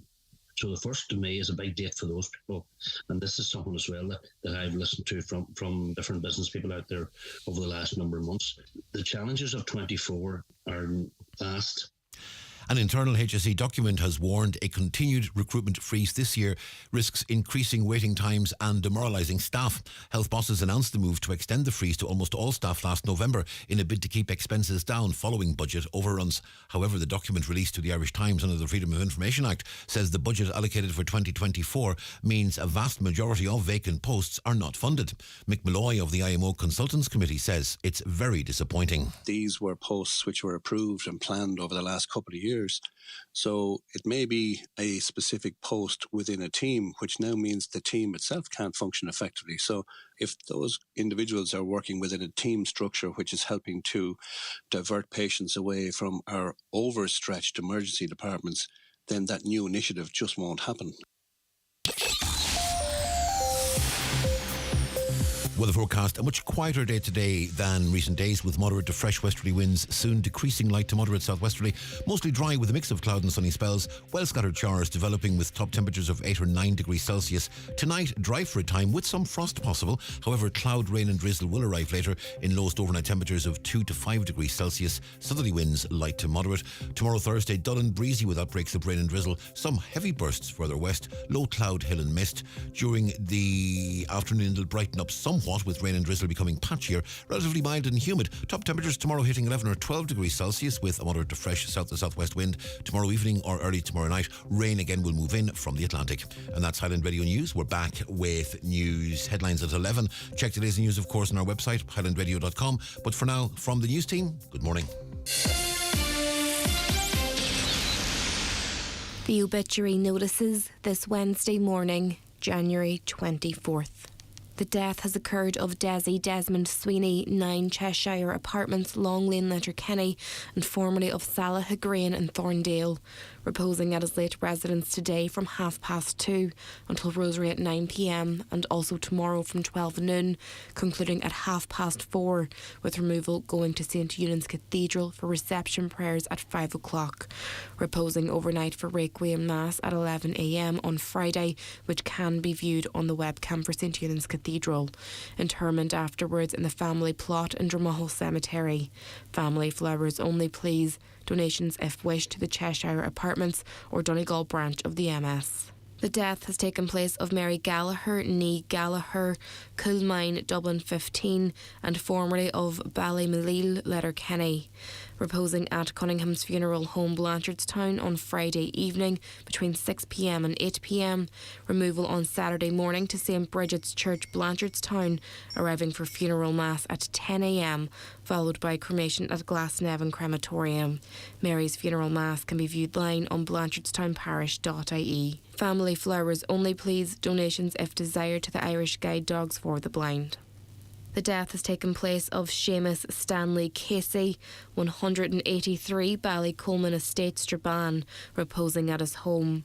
Funeral leaving his home tomorrow afternoon at 1:50 p.m. for Requiem Mass in St Mary's Church, Melmount at 2:30. Interment afterwards in the adjoining cemetery. Family time, please, from 11 p.m. tonight. The Requiem Mass can be viewed live via the parish webcam. The death has taken place of Mary Ita Boyle, née Harkin, Letterilly, Glenties. Remains will be reposing at her residence. Funeral from there tomorrow morning at 11:15 to St Connell's Church, Glenties for 12 noon Requiem Mass with burial afterwards in the local cemetery. Family flowers only, please. Donations in lieu if desired to the Harbour Lights Nursing Home Comfort Fund, care of any family member. The death has taken place of Billy Forbes, 26 Silverthorne Avenue, Coleraine, and formerly of Strabane, reposing at his brother Martin Forbes' home, 12 Tullacor Heights, Strabane. Funeral leaving his brother's home this evening at 6 o'clock to St Mary's Church, Melmount, for Requiem Mass tomorrow at 10 o'clock. Interment afterwards in the adjoining cemetery. Requiem Mass can be viewed live via the parish webcam. The death has taken place of Bryony Doherty, Devlin Ray, Carrigart, reposing at his late residence. Funeral from there tomorrow, going to the Church of St John the Baptist, Carrigart, for Requiem Mass at 11 o'clock.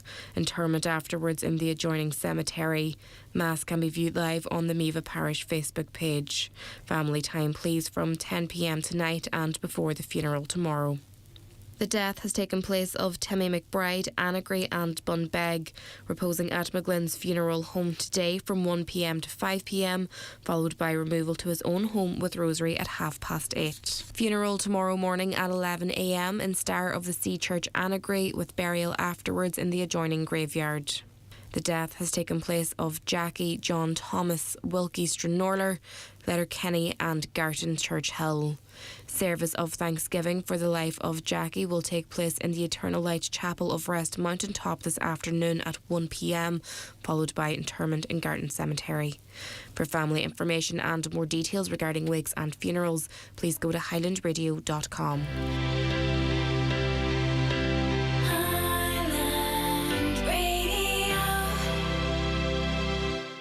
The 9 till noon show is brought to you by Letterkenny Credit Union, offering low-rate car loans with fast approval. Apply online at letterkennycu.ie or in office today. Make more meals for less with Dunn Stores, where you'll save in the aisle with ingredients for delicious overnight oats. That's porridge oats, 1.5 kilo, just €1.19. With skimmed milk, just €1.05. And freshly frozen mixed berries, only €2. All from the Dunn Stores range. Make 4 servings for just €1.06 each. Download the app now and get a 5 off 25 welcome voucher. Dunn Stores, always better value. Terms and conditions apply. Voucher can be used for next grocery shop of €25 or more. Harkins have been providing customers with quality fireplaces, stoves and electric fires for over 30 years. And now you can experience the elegance of luxurious worktop from Harkins. Their experienced craftsmen can fabricate marble, quartz or granite worktops to your specification. So, if you're planning a new kitchen or bathroom or upgrading your existing one, Harkin Fireplaces can provide a quote for your quartz, marble or granite worktop. Visit their showroom in Ballybogan, Lifford or call 9141109 or visit them online at harkinfireplaces.ie.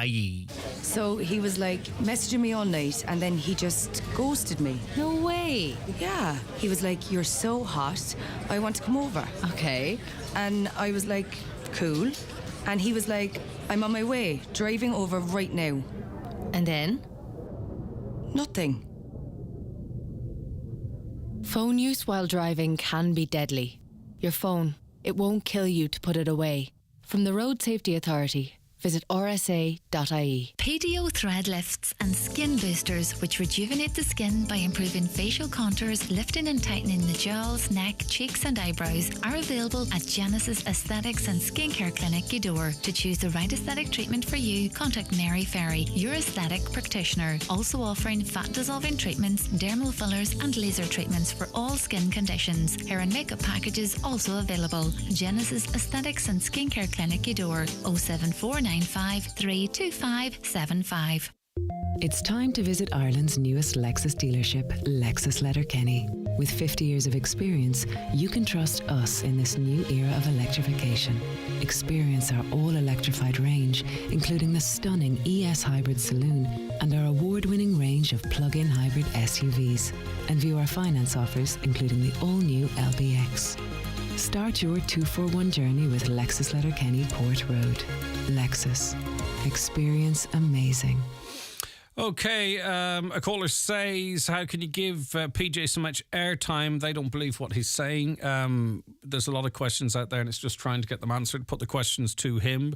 And it's up to people to make up their minds now. I'm not a judge or a jury. I can only sort of interview people and ask the questions that seem to be being asked out there and give the person an opportunity to answer them. And after that, the people themselves are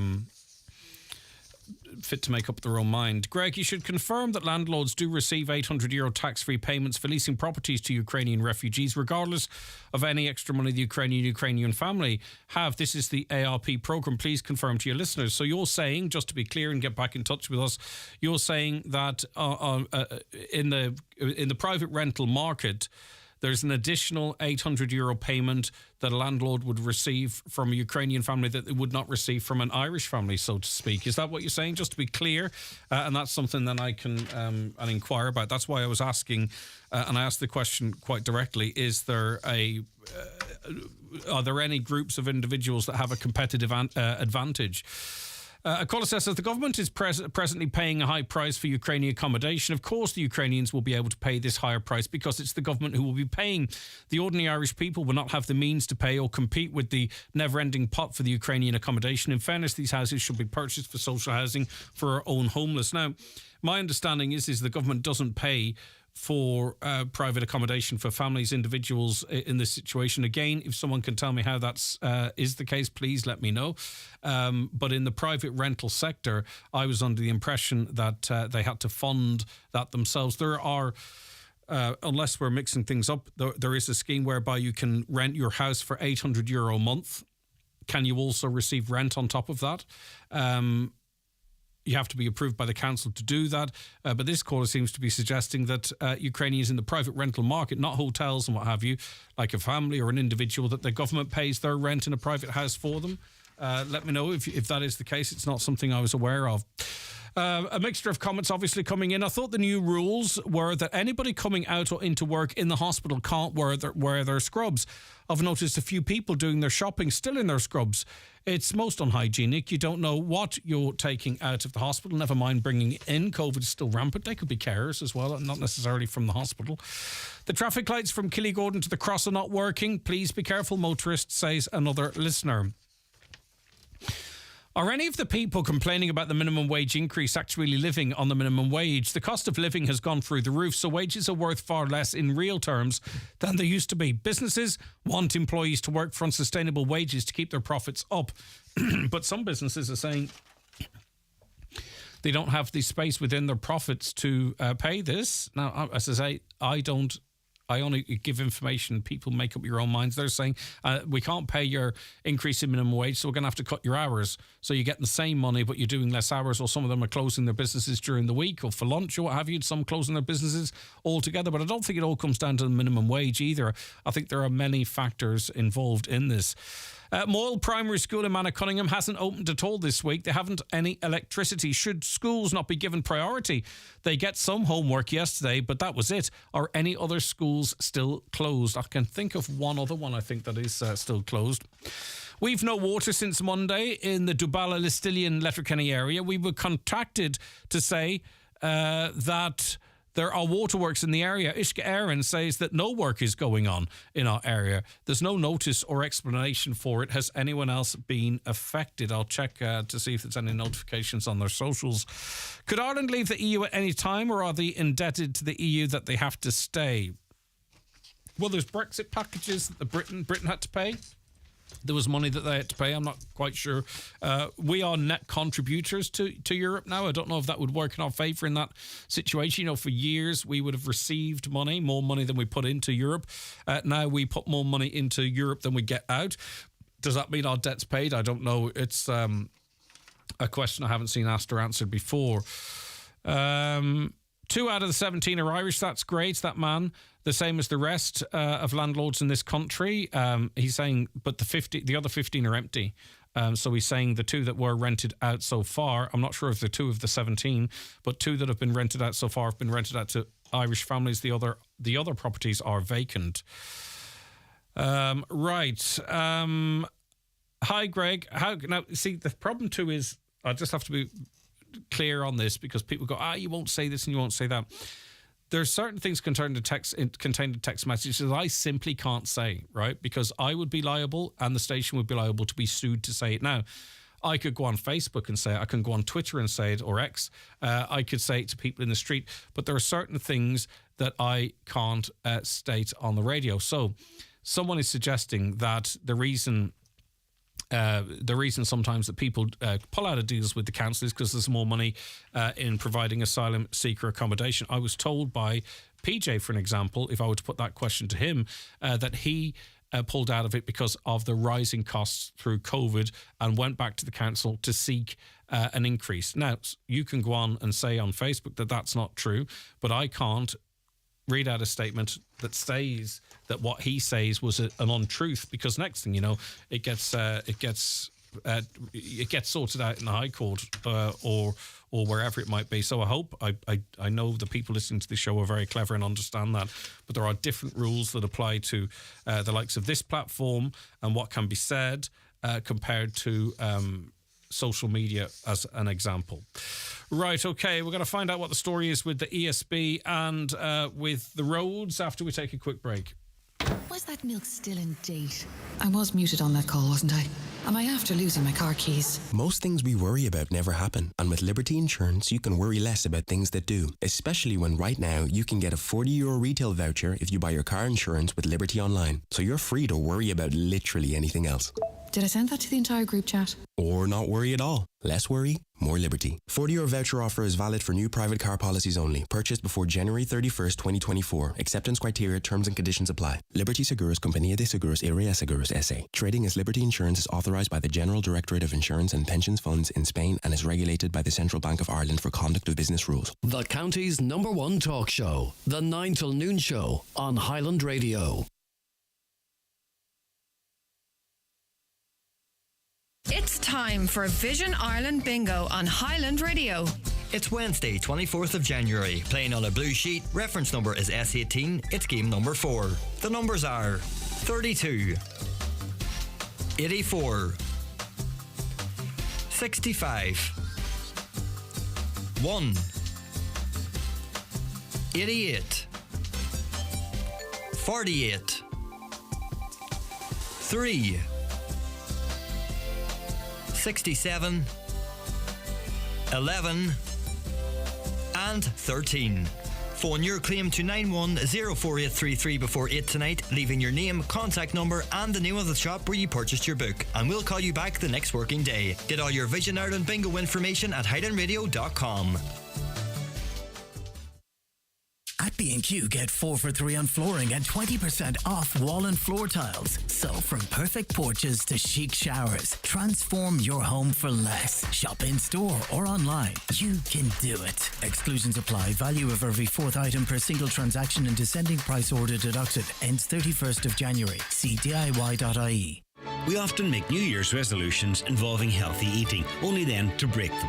At Kelly Centra, they know how tricky it can be, so they've put together some easy, healthy eating tips, like putting some more protein into your diet. A diet packed with enough protein should leave you punching the air like Rocky. Great sources include eggs, chicken and fish. Healthy eating tips from Kelly Centra, Mountaintop, Letterkenny. Bugamid Fuinev na Heron. Trichand and Aline Rí Gás is nua aimsras in Europe. A cor and Fuinev atag tastal wet fáil inniu fud na tíre. Agus anish tá Fuinev na Heron á bhuga agwin bhealach nua. Ag tuairt Fuin Chinese in bhúnathe isteach sa fíblina. Gas Networks Ireland, moving Ireland's energy. For independence, security and peace of mind for you or a loved one aged 65 or older, apply for a Seniors Alert Scheme personal monitored alarm today. The alarm and 1 year's monitoring is provided free of charge. For more information or to find your local community organisation registered with the scheme, visit pobble.ie or call 01 511 7222. Funded by the Government of Ireland. Please be aware that a charge may apply in some instances. The 9 till noon show with Letterkenny Credit Union. Simplify your debts with a debt consolidation loan from Letterkenny Credit Union. Call us on 074 910 2126 or apply online via our app or in office today. Okay, we appreciate the cooperation of Siobhan Wynne, Regional Manager with the Central Region at ESB Networks, in keeping us up to date in the wake of two storms now, Jocelyn and Isha. Siobhan with us again. Siobhan, thank you very much for your time. I know you're very busy. Appreciate it. Obviously, there was an awful lot of premises, and you can multiply that in terms of people without power. Unfortunately, despite the best efforts, it's a huge undertaking, and there are still quite a few people without electricity. There are, Greg, yes. So we've approximately 29,000 customers, businesses, farms and homes now without supply this morning. Roughly half of those premises were affected by Storm Jocelyn and the other half by Storm Isha.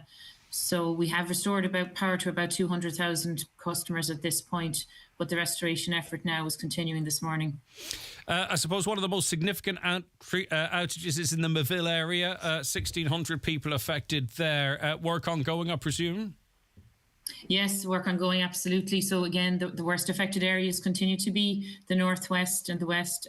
So in Donegal, approximately about 5,000 customers out there at the moment. Work is continuing. We're into the difficult part of the repairs now at this stage. And we also need to do some damage assessment in the wake of Storm Jocelyn last night.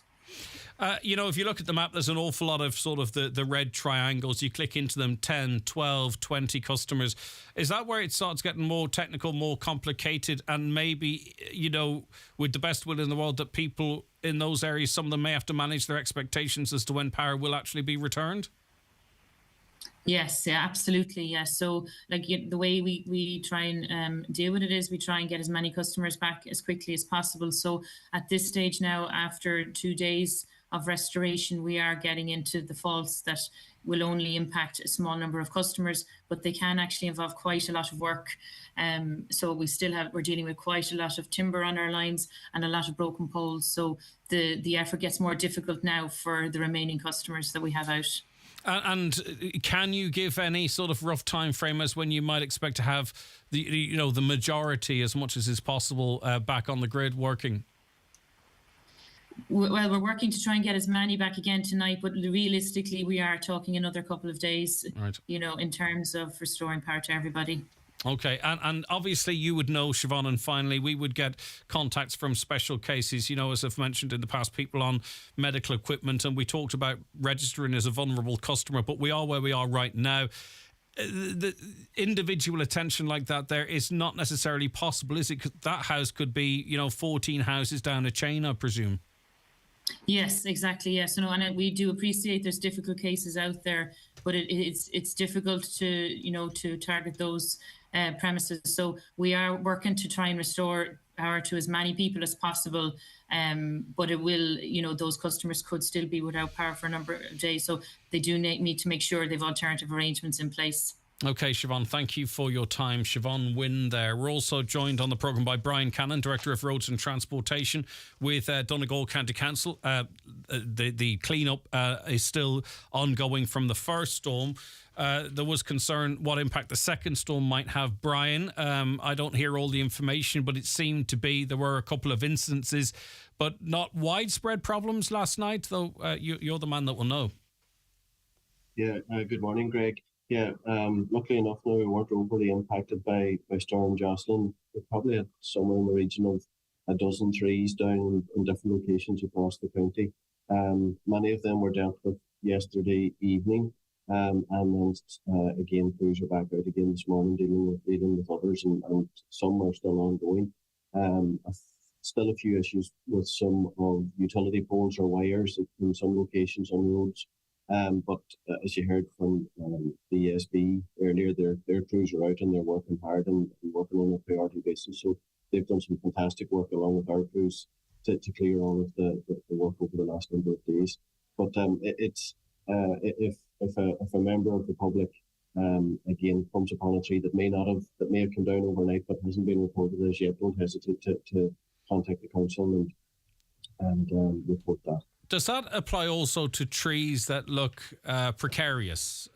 Is the council interested in hearing from the public if a tree looks, like it's that it could fall?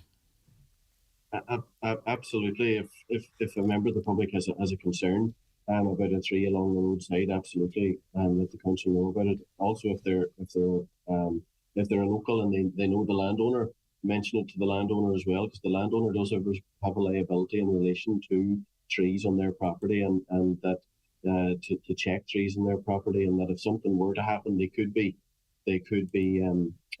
held liable if they were deemed negligent, that they were aware of a problem and hadn't addressed it. All right, okay, listen, but hopefully now we get some respite. There's a lot of people out there. We'd imagine that all problems will be cleared pretty quickly, Brian. And as I say, hopefully now we get a break from this for a while. Yeah, that's it. The clearing up of debris in some locations will continue. In some places, trees may have been set aside to allow the road to be open, but have to be returned to in order to get them completely removed. So there'll be a few days yet of work and clear up. And finally, this isn't a serious question, so you can avoid it altogether. Who gets first dibs on all this firewood? Is it a perk of the job for the guys and girls out there chopping it up, or what's the story? No, generally not. Look, every situation is different, Greg. Generally, we get assistance from landowners as well in relation to some bits of machinery and more than the locations. All right, okay. So there's no. Our guys would rather be tucked up in their beds at night rather than out trying to deal with trees and the hazard that present. But listen, good work for all the crews that have responded, and as you say, a bit of respite now and can hopefully relax this evening when we get home. All right, take care of yourself. Thanks very much indeed. Brian Cannon, Director of Roads and Transportation with Donal County Council. So if there's any further trees down that you see, obviously you can notify us and we'll get the information out to the public, but also notify the council. And that goes also too for trees or poles that you think, right, that's not the way they used to be, and you fear they might come down. Right, so it's National Compliments Day, so we're inviting you out there to pass on your compliments to people in your life or to individuals or whatever.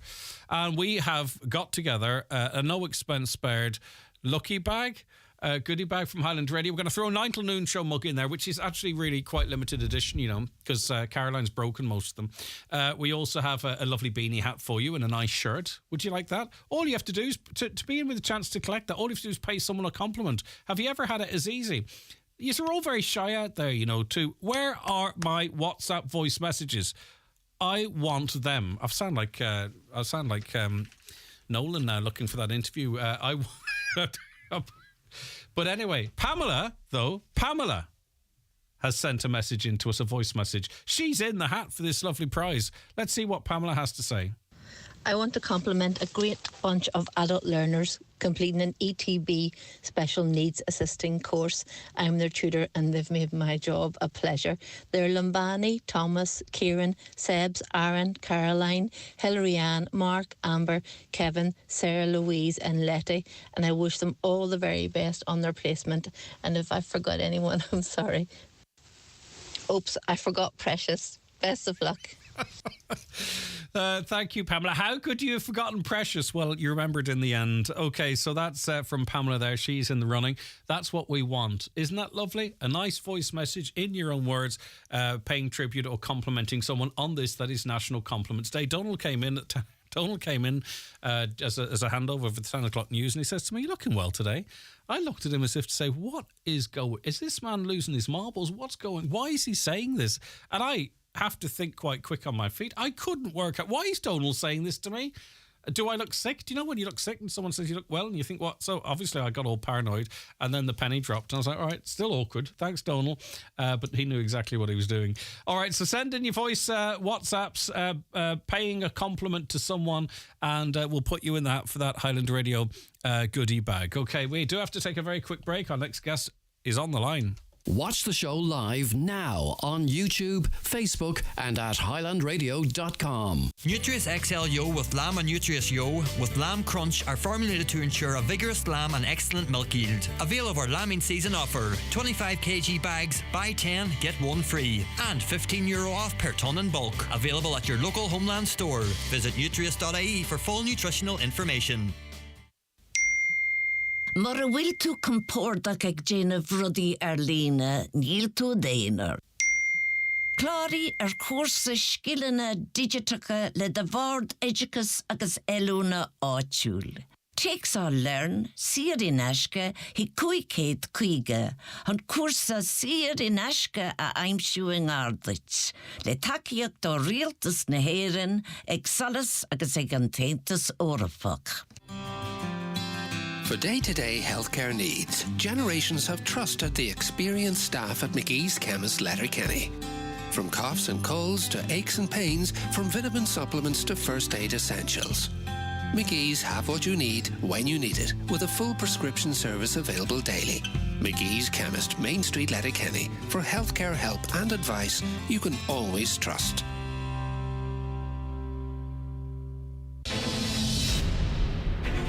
Easy Living Furniture's biggest ever winter sale has been extended for a limited time only. This is your last chance to avail of these amazing discounts. Absolutely everything reduced across sofa, dining, bedroom, mattress and accessories. It's the furniture you want at amazing winter sale prices. Winter sale extended for a limited time at Easy Living Furniture, Crescent Link Retail Park.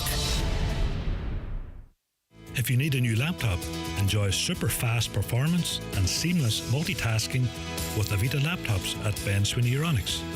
Avita laptops are equipped with advanced processors and ample RAM, so they handle everything from work to entertainment with ease. They come with a 2-year warranty and prices starting at only €449. For more details, pop in and see us at Ben Sweeney Euronics, Port Road, Letterkenny, or in the shopping centre, Dunlow. Mr. Blue Sky, please tell us what. The Lotto jackpot is an estimated €14.2 million. Play responsibly in-store, in-app or at lottery.ie. The National Lottery. It could be you. The 9 till noon show is brought to you by Letterkenny Credit Union. Digital loans now available. Apply online or via our app today and get your loan transferred directly to your current account. Right, I'm told there is a road traffic incident at the Mountain Top in Letterkenny on the right lane towards Mountain Top. A trailer with machinery is involved there. Caution needed, down to one lane. No reports of any injuries, but if you're coming up that direction, please exercise caution. Right, okay, so we've been talking about the crews out and about. Tidying up the place, clearing trees, clearing poles and what have you. All highly trained and operate to the highest health and safety standards, but still, in these times, we have to be extra careful. And Pat Griffin, Senior Inspector for the Health and Safety Authority, is going to remind us of that. Good morning, Pat. Good morning, Greg. Right, so an awful lot of people, have chainsaws and other equipment in their own house, and they're dealing with these problems, and it might not necessarily be the council or the ESB or AIR or whomever it might be involved. You're just reminding people to be extra careful. Yeah, we do get concerned when we see storms coming through, because it's really in the clean-up operations afterwards that we see most of the serious injuries, and sadly we see some deaths with people cleaning up after storms. So we'd really like to encourage everyone to leave it to the professionals if at all possible. They are well trained. All local authorities have very well trained operatives. They have the proper equipment, proper training, proper competence, and they'll do the job properly. The first thing they'll do is do a risk assessment on what they're approaching. They won't jump in. A lot of untrained people will jump straight in and start to clear without doing the risk assessment. When these trained people look at a job they need to do, they stand back, they look around, they look for other hazards, like hung up branches above a fallen tree. If you go in to try to chop up that tree, you never know when that branch is going to come down. So we would encourage them to leave it to professionals and really only use your chainsaw if you're competent to use it and you know what you're doing. Yeah, and chainsaws, we know, like night follows day. We do know when their usage increases or their usage at all, a certain amount of injuries and serious harm is reported and having to be dealt with in RADs. Every year we see over 120 very serious injuries with chainsaws, and actually they lead to about 4% of farm workplace deaths. So people that are not used to using the chainsaw, day in, day out, can easily make a mistake. Chainsaw needs to be well maintained. It needs to be in good condition. All the safety features need to be on it. And then the operators need to have all the PPE right from head to toe. There's specialised helmets with visors and earmuffs. There's specialised gloves and specialised trousers in case you hit your leg with a chainsaw, that the material will not let the blade go through. And there's specialised boots. So many people that have a chainsaw in the shed and something happens and they need to use it, they often don't have the PPE and they often don't do proper risk assessments. And that leads to a lot of these serious injuries. And they are dreadful injuries when a chainsaw cuts into you. I had one bounce back on me. It never touched me, but my word, it changed my attitude towards chainsaw use in the past. And the thing is now too, Pat, I think more people have access to them. You know, like there's always been groups of individuals that need chainsaws, but now you find them in the middle aisles and other places as well. So we're not just necessarily talking now to maybe, you know, people in the agriculture business, for an example. Yeah, an awful lot of people have picked up a cheap chainsaw, often not of great quality, some not having the safety features that are needed.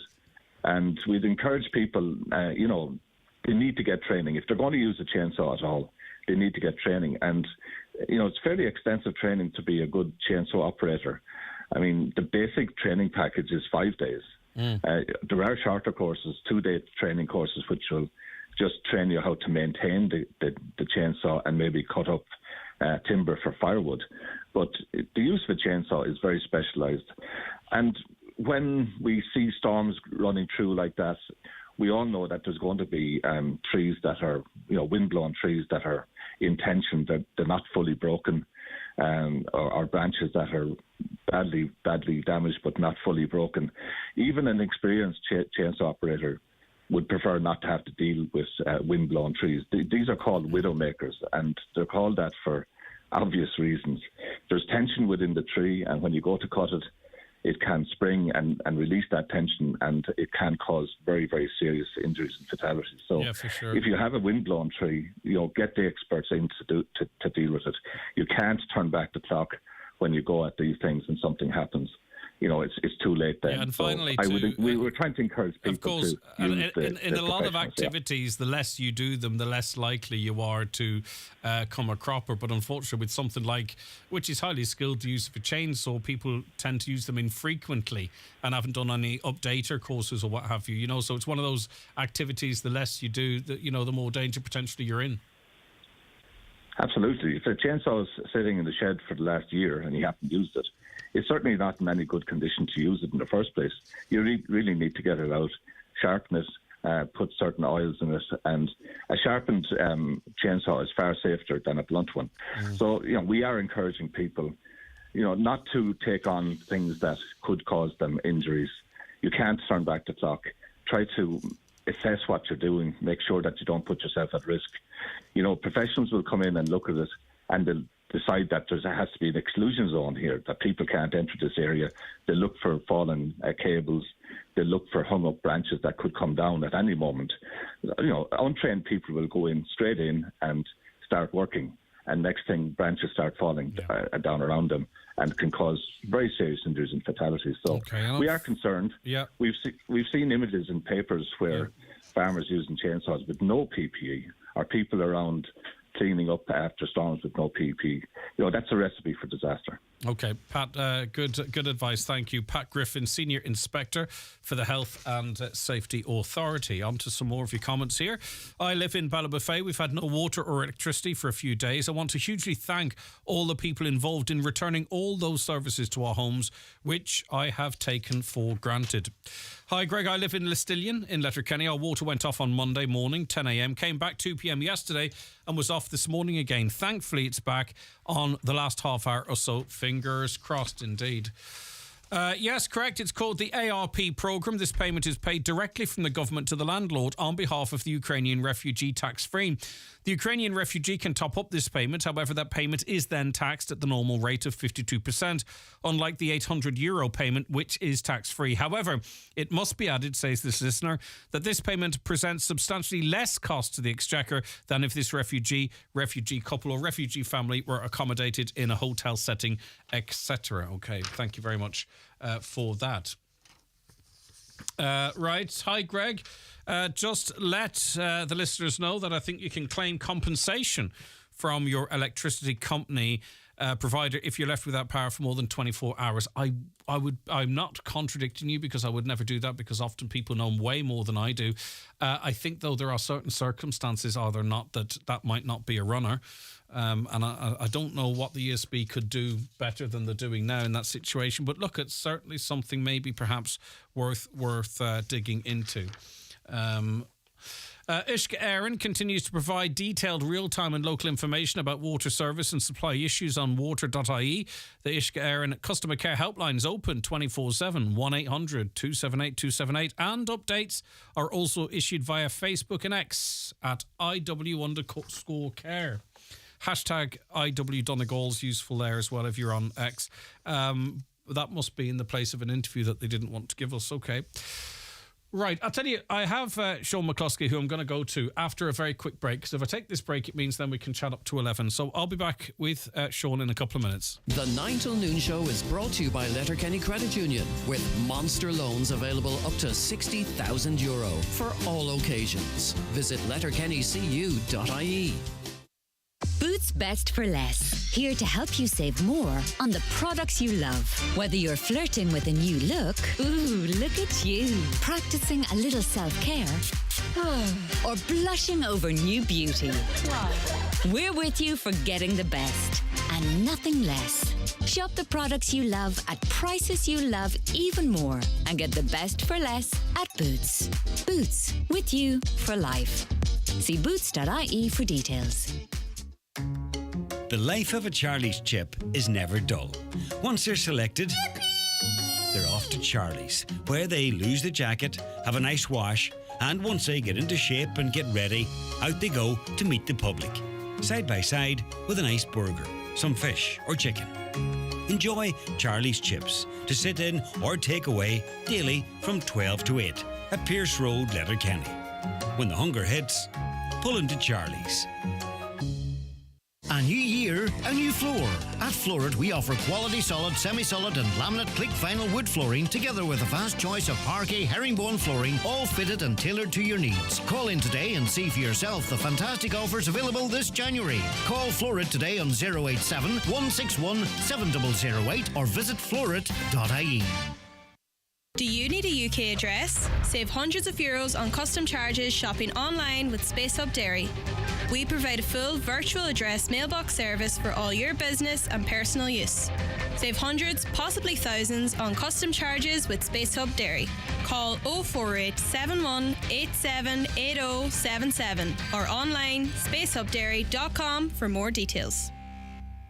The way you eat a cream egg says everything about you. If you eat yours with a teaspoon, that means you like things just so.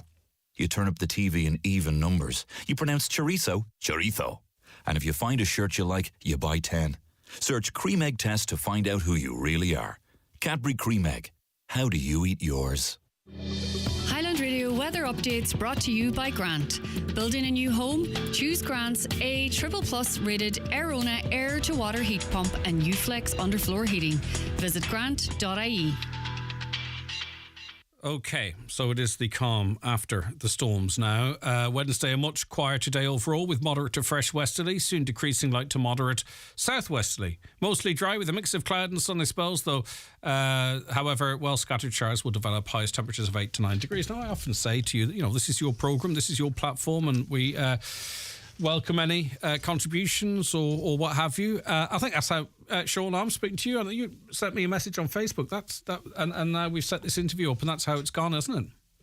That's how it went, Greg, yeah. Brilliant, exactly. So that's just, that's how we work. So that's great. Right, Sean McCluskey is joining us to talk about and to raise awareness of Addison's disease. Addison's disease, is it very rare, Sean, or how rare is it? Addison's disease is an extremely rare condition. There's only 2 people in the county of Donegal that I know of that has it, and I think there's only about 50 in the whole country that has it. But you're walking around, and we'll get to your story, but you've walked around with it for 20 years not knowing that you had it, if I'm correct. So the numbers could be quite greater than we know. That's exactly it. Only for I decided to get a second opinion, I wouldn't have known that I had it.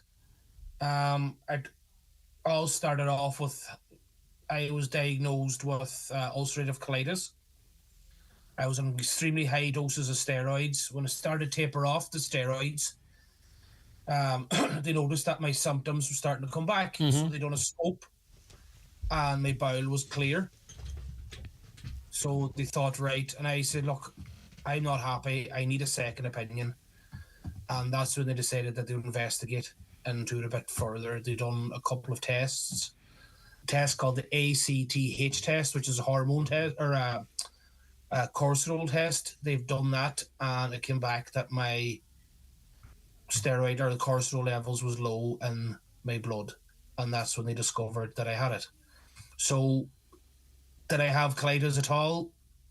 I don't know, but only for, we decided to get a second opinion. I probably wouldn't have known that I had it at all. So you would probably have your suspicions that people are being diagnosed with colitis or other conditions, and it may well be Addison's. Now, I'm not trying to amplify the amount of cases, but presumably, given your journey and your stubbornness and getting a second opinion, that's a thought that's bound to cross your mind, is it? Oh, it is, yeah. And I would advise anybody out there that's on long courses of steroids.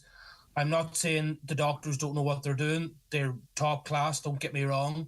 But at the end of the day, it's your body. You know what's going on, and I would advise anybody to get a second opinion if you're not happy. And would you say one of the key signs is how your condition is versus the level of steroids you're taking? Because it seems your symptoms, less steroids, more symptoms, more steroids, less symptoms. Was that one of the key indicators for you? When I started off being diagnosed with colitis, I was on, I think, 60 to 80 milligrams of steroids a day. And then when I started to taper off them, then if I went below 20 milligrams of steroids, my symptoms came back with a vengeance. And they came back like I was hospitalized more times. And then only for, as you said, stubbornness, only for it, I wouldn't have had, I thought to myself, no, I'm going to go for a second opinion here. Yeah. And then now I'm on a baseline level of steroid all the time, and my symptoms have sort of held at bay. But if I'm steroid dependent for the rest of my life. And does that create its own issues in taking steroids so consistently long term, Sean?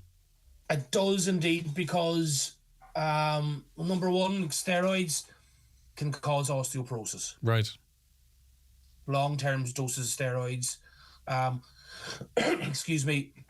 If I don't take my steroids at a certain time, if I take my steroids at 9 a.m, if I take them any later than that, I'm just no good for the rest of the day. Extreme fatigue, moody, chronic diarrhea. I'm just not fit for anything. And then if I take them too late in the evening, I don't sleep at night. Wow. Okay. I'm very interested in the 20 years that you suspect you may have had this. Was it difficult for you? Did you lack energy, or what was your life like that led you to believe that you may have had Addison's for 2 decades? It was horrible, Greg, being quite truthful with you. And do you mind me asking from what age that was? Because I have no idea. 18. Right, okay. So from 18 on, talk to us about how you were feeling and how you believed this affected your life. I came home from America with my dad. Myself and my father went on holidays. We came home from America. We were at a family function, and I was violently sick. And I knew it wasn't alcohol because I'm not a big drinker. So I went home, and my GP said, look, I'm going to send you in. He sent me to the hospital. They done the tests, and they said that my bowel was a bit of inflammation in my bowel. But I didn't realise when I was in America that I wasn't supposed to drink the tap water. So they put it down to that, and they just kept throwing steroids and steroids and steroids at me.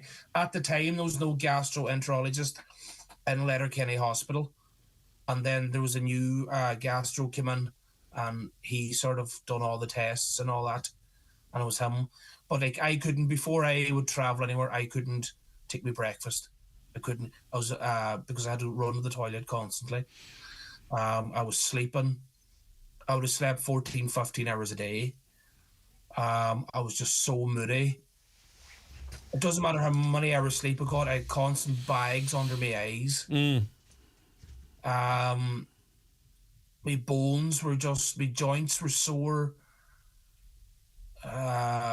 Only certain, for 20 years, my diet consisted of pasta, rice, and and fish. That was just what got you through. What about, is Addison's affected then by external stuff in your life? You know, you talked about travelling, or if you get bad news, or if work is stressful, or if one of the kids is sick. Like, do those life events affect your condition? They do, yes. Stress is a massive factor in it. Was it last September, October, I was cutting a bit of wood for my father out the back. My finger got caught in the saw and cut the finger. I'm used to dealing with blood, it's fine. Went inside, passed out. My mother and that had to call an ambulance. Busted my head on the stove. I got 15 stitches in my head. I got something like 50 stitches in my finger, and I spent 2 days in intensive care. All because of the Addisons. Shock and trauma is a huge, huge factor. I have to carry an emergency kit with me with steroids at all times. Wow. I wear a medical alert bracelet at all times, and I've emergency contacts on my phone at all times. So is there, I mean, obviously when diseases are very rare, it makes you wonder then too what effort is going on in terms of research or alternative remedies or cures or whatever it might be. Like, is there any alternative to steroids? Is anything being looked at? Like, is this genetic? Is this an imbalance in your system? Like, what do we understand about Addison's? There's not that much known about it. Now, I've done a bit of research. Now, my consultant in Letterkenny is very, very invested in us. He's constantly doing research. I have to say he's brilliant. There's not... Yeah, it is hereditary, because after I was diagnosed, I had a cousin that kept passing out. Couldn't figure out what was wrong with her. Give her steroids, and it has cleared up. Okay. So it seems to be genetic, but as you know, years ago there wasn't that much research into things, and Google wasn't going as much years ago. I'd be one of these people that if I cut my finger, I know we shouldn't do it, I'll Google everything. Yeah, well, we all do that, but I know what you're saying, all right, yeah. Yeah, research everything. And I would be one of these people that want answers and want answers now. Yeah, okay. And only for it possibly saved my life. So what, in the last 2 minutes, what do you want, what's important for people to know or to get out there? I'll tell you just a quick story. My partner's from Offaly. I was heading down to Offaly the first time. I took my tablets on the train, got off the train, and I was stopped by a detective. He said to me, he says, you were taking drugs on the train. And I says, no, I wasn't. Explained the situation. And he says, okay, that was fair enough. What I want to do is a couple of things, is raise awareness, is if you're anyway in doubt. Yeah, the doctors have got all their paperwork done and they've got all, and fair play, but there's only one expert in your body, and that's you. Yeah. Always go for a second opinion if you're not happy.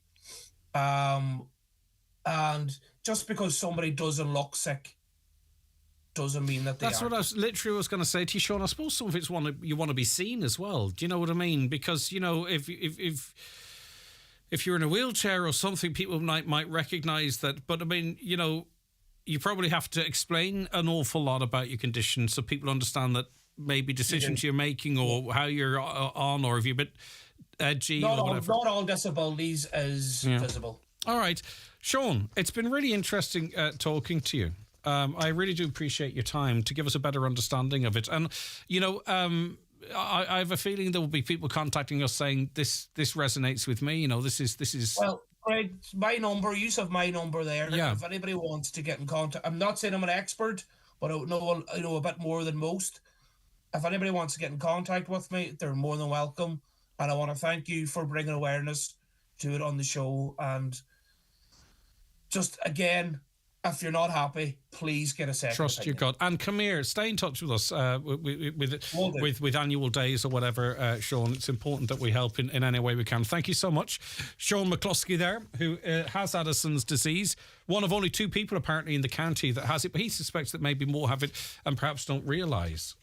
The 9 till noon show is brought to you by Letterkenny Credit Union, with monster loans available up to €60,000 for all occasions. Visit letterkennycu.ie.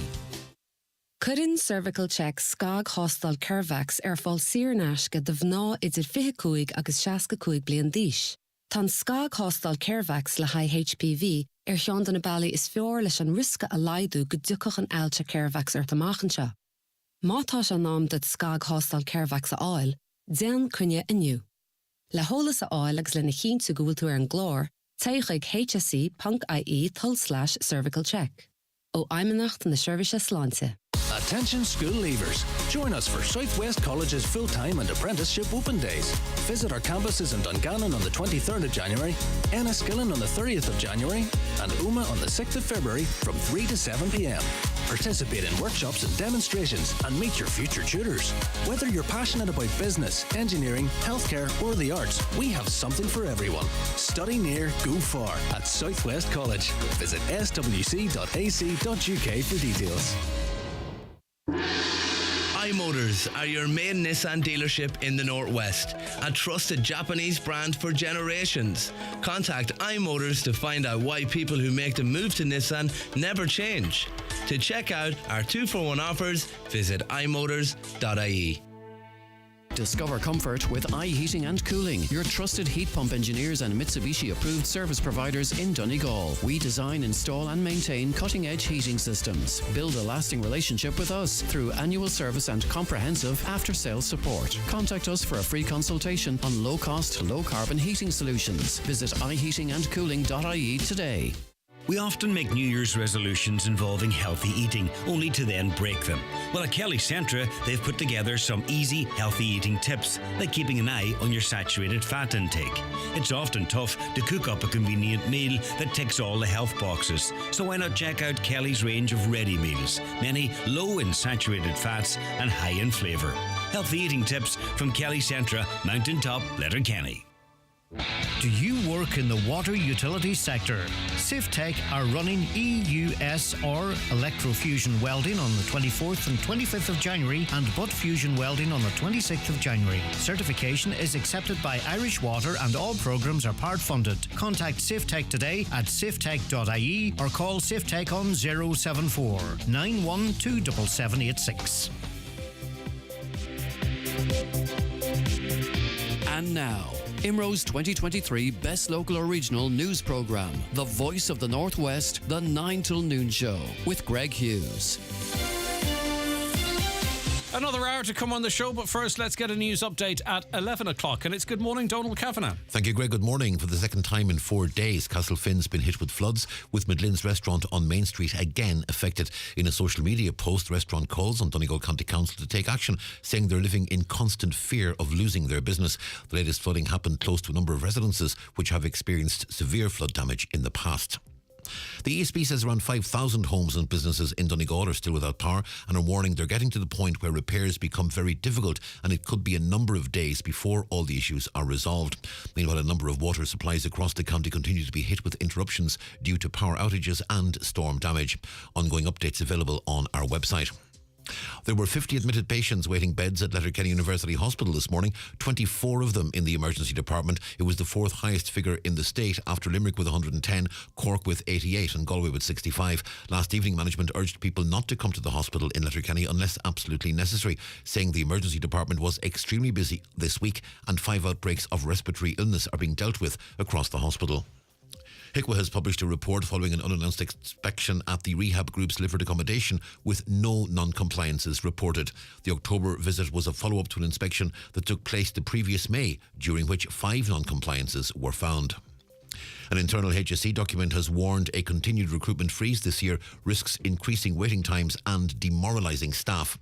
Health bosses announced the move to extend the freeze to almost all staff in November in an effort to keep expenses down following budget overruns. And the Cathaoirleach of Donal County Council has said 2024 will be a very difficult year for business, with inflation still impacting business at a time when footfall and turnover are falling.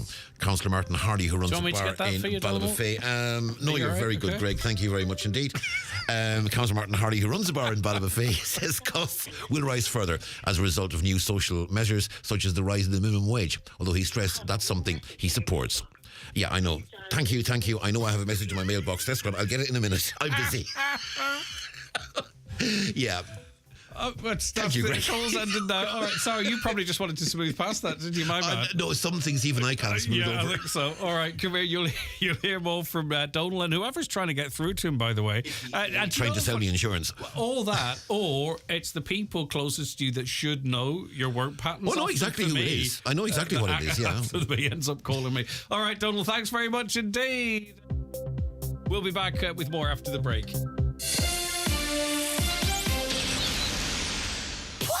Prices keep dropping in-store at Aldi, with loads of your favourites getting the price drop treatment. Like high-protein mousse 200 grams was $1.75, now $1.49. Melt in the middle fish cakes 2-pack was $3.49, now $2.99. And Irish lean beef burgers 2-pack was $2.89, now $2.49. Ooh, lean burger, lean price. Follow the path to lower prices. Go all Aldi. Prices checked 8th of the 1st, 24. Details aldi.ie/save.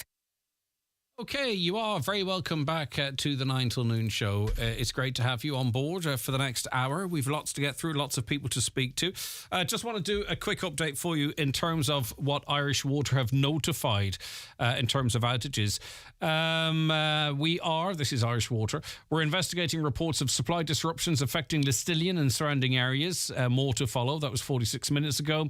A water treatment plant interruption may cause supply disruptions to Donegal Town, Lahey Village, Ballantrae and surrounding areas until 6 p.m. That's me. A power outage may affect supply to Bonagee, Tirscullen, Muff, Cathaig, Trentubber, Kedikara, Gortnarin, Listurgan, Graban, Ort, Turmur, Bocken, the Knock, Culdaff and surrounding areas until 1 p.m. today. So if you're having problems in that area, they should be fixed by lunchtime, we're told. And there's a power outage may affect supply to Ballynally and surrounds until 9 a.m. Hopefully that one has been cleared and on it goes. Okay, Matthew. Let me see. I'll go to Matthew in a second. I just want to say a quick hello to Clodagh in Newtown, Cunningham. Clodagh, good morning to you. Good morning, Greg. Good morning. You're in that awful position that no one likes to be in. It's information, isn't it, in facts and what you can deal with. What's happening to you and your family and what do you need to know? Yes, well, Greg, firstly, thank you for raising it on air. Our electricity went out on Sunday night past. And we still have no power. And I suppose, firstly, as I said to the girl there in the office, that I'm very obviously aware and appreciative of the good work that the electricity staff are doing in a challenging situation. But for me, I am very concerned at this moment in time, particularly for the elderly residents who are living in the area where I live and are now entering a fourth day without power. It's more to raise awareness about the need for communication. We are being told absolutely nothing. Yes, there is that automated service that you can ring up and they will give an estimate, date and time of when the fault will be fixed. That message keeps changing. As of today, it is now saying that electricity will not be restored in our area to tomorrow at 8 p.m. But that could change at any stage. We are going to be entering into another weekend. And for my elderly parents alone, who are having to bring in buckets of water and carry them upstairs, to flush toilets and to suffer a cold house, not be able to keep food cold. And there's at least 5 other elderly residents in the same road that I live in. And as I say, I am just very concerned for their welfare at this moment in time. Yeah, and as you say, the website's there, and it tells us a fault 132 affected tomorrow night at 8 p.m. There's a second one, 90 affected tomorrow night at 8:15. A third in that area, 135 customers, 8 o'clock tomorrow night. That seems to be a holding time as well. Like, I've been told off the record, a lot of these problems may not be fixed till the weekend or after the weekend. So we need more concrete information, more personalised information, I think, for people like your parents. Absolutely, because I think if that is what we are looking at, then we would have to consider alternative measures in terms of what I can do for my parents. It's also obviously locally, I've been in touch with a local councillor to see if anything can be done to bring those elderly residents into somewhere warm, to give them a hot meal, a cup of tea, and just to give them some comfort. Obviously because the days are so long and there's limited daylight at this time of year. We're in the heart of the winter. And my husband, myself, has had medication in his fridge, and we have lost all of that very expensive medication. And I had to put all that out of my fridge last night as well, and I'm very mindful that there's probably other people who perhaps have medical equipment, medical supplies, and all those types of things. And it's just, I really am frustrated. As I say, we're having to initiate all contact ourselves. Can't get through to ESB on the phone, their customer services. I tried that this morning, and it's just an automated message to say, I'm sorry, we can't take your call at the moment, so you can't get speaking to anybody. And the local councillors in the area need to do something about this as a matter of urgency. Yeah, and listen, I'm scooting around the county here checking the smaller outages. Now, it's not insignificant. 120, 190 people. So that's premises, by the way. So if it's a house of 5, you can multiply that. A lot of them are either 8 o'clock tomorrow night or 8:15 tomorrow night. Now, that clearly, I think, is a holding time, right? So if they don't know, they're sticking that up there because there's no way all of these problems right across our massive county are going to be fixed at 8 o'clock at night or 8:15. So really, your parents can't look at that, or you can't look at that, Clodagh, with any certainty that that's what's going to happen. You want some straight talking, really, effectively. No, that's right. Exactly. Do you need them out of there for the weekend or whatever it might take? Or I need them out of there for the weekend. And I was told by my local councillor that obviously the lightning strike, which was in Newton Cunningham on Monday, impacted on I suppose the seriousness of the fault, and that has caused us to lose power and to do with the transmitters there. But what exactly are we dealing with? And surely there should be some representative from ESB or whoever that can give us an idea as to what the situation is like, and some accurate information about how long it is going to possibly be before we have power in our houses. I think, though, Clodagh, that's going to take some local information, because we spoke to the regional representative, and she said some of these problems, they're really quite complex. They don't affect an awful lot of people. They can't really say. But you're saying that's not actually good enough. We do need some more targeted, specific information for particular areas. It's not. And I'm, as I say, I think we have been very patient. But when we are entering into a 4th day without power, it's a worrying situation, and it is for the health and welfare of the residents. For sure, I guess. And particularly the elderly, and that is why I've wanted to raise awareness about it. It's for those people, because on my own road there is at least 5 elderly residents, and I am concerned about them. Yeah, and listen, I'm getting calls, and it's breaking my heart, from people that need machines to breathe at night. They've got sleep apnea.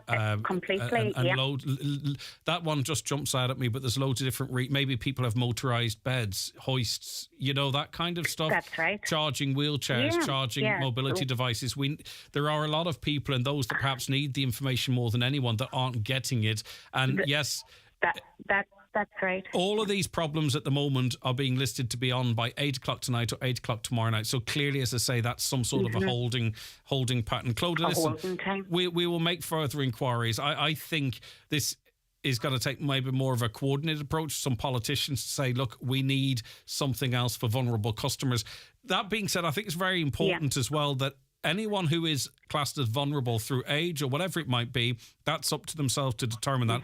Contact your electricity provider. They're obliged to tell the ESB that you're a vulnerable customer as well. If we do that, it gives them no excuse to say, well, we didn't know. Do you know, that sort of way? So I'd suggest anyone who would class themselves as vulnerable notify their own electricity supplier, and they automatically have to notify ESB to say you're a vulnerable customer. Sorry, finally, Clodagh, what were you going to say?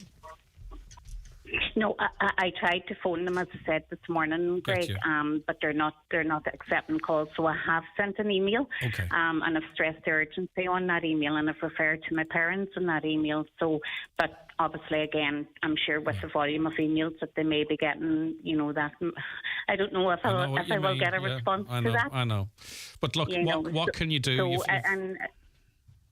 go ahead. Yep. Yeah.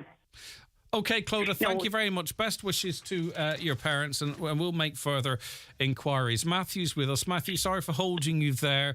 You're in the Refugee area, and what has your experience been and the experience of your family, I suppose?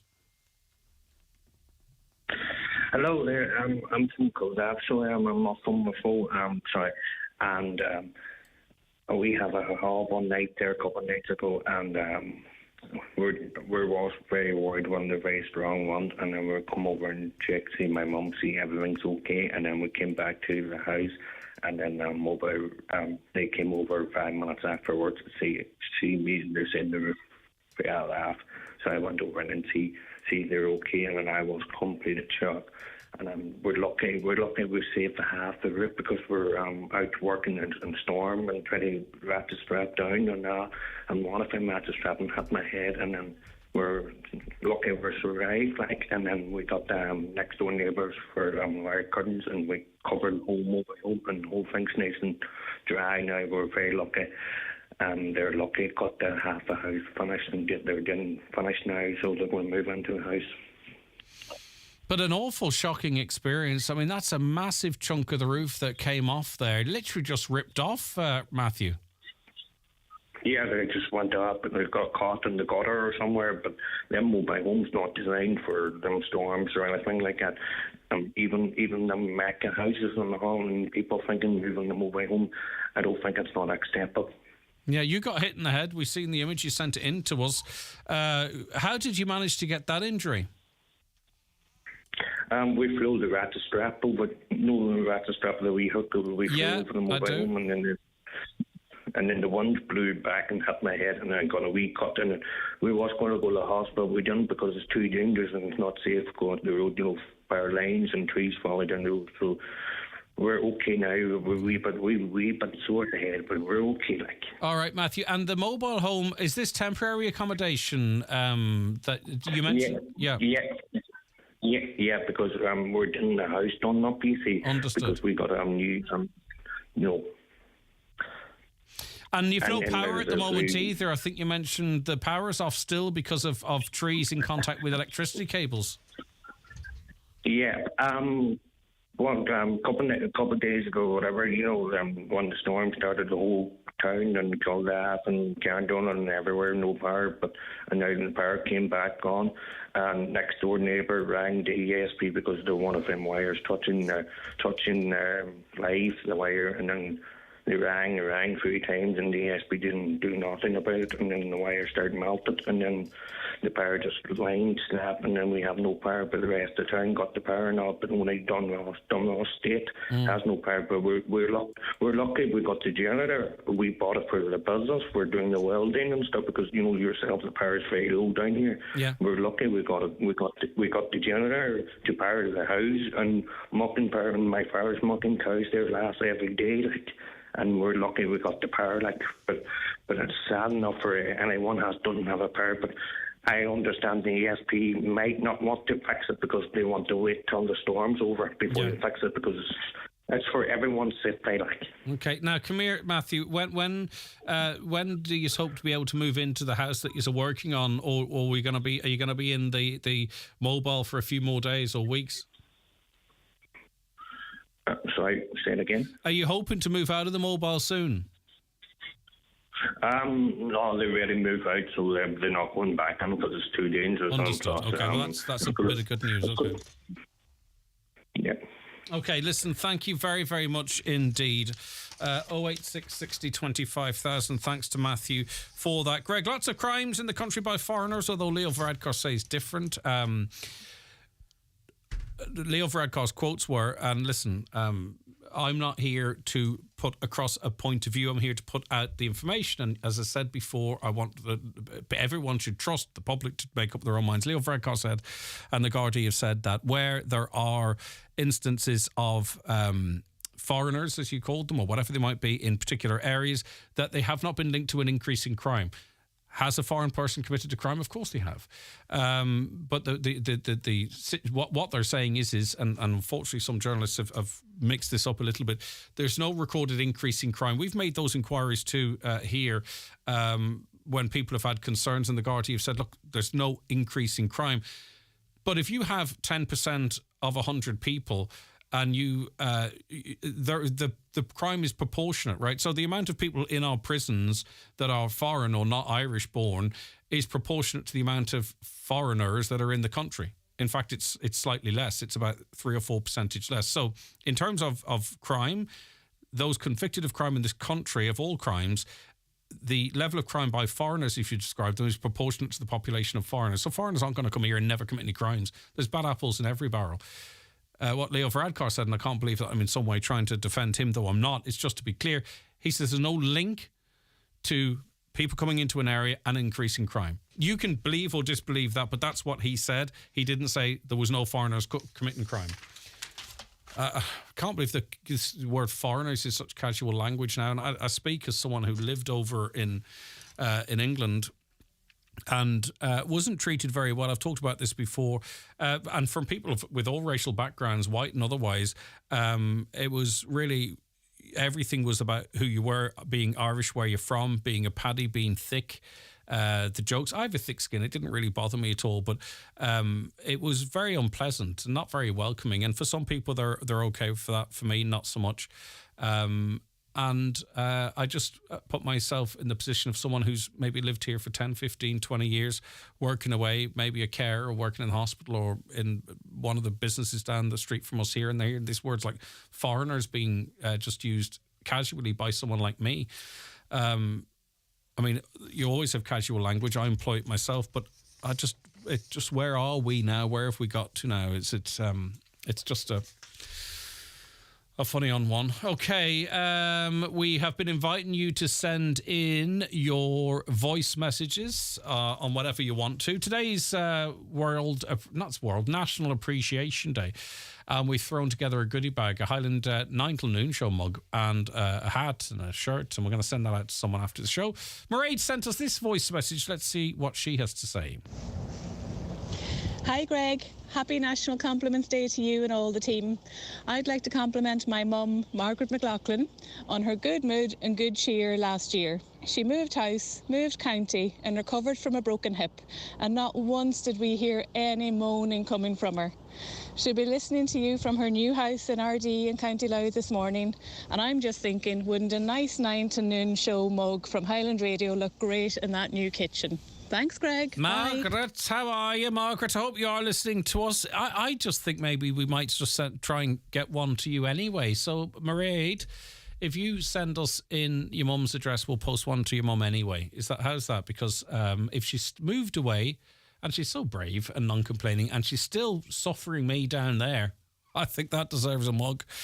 Okay, so we'll sort that out. Thanks for that, Mairead. Keep your voice messages coming in on WhatsApp, 086 60 25,000. Now, it can be as part of National Compliments Day, but also if you have a point of view, you can express it that way as well.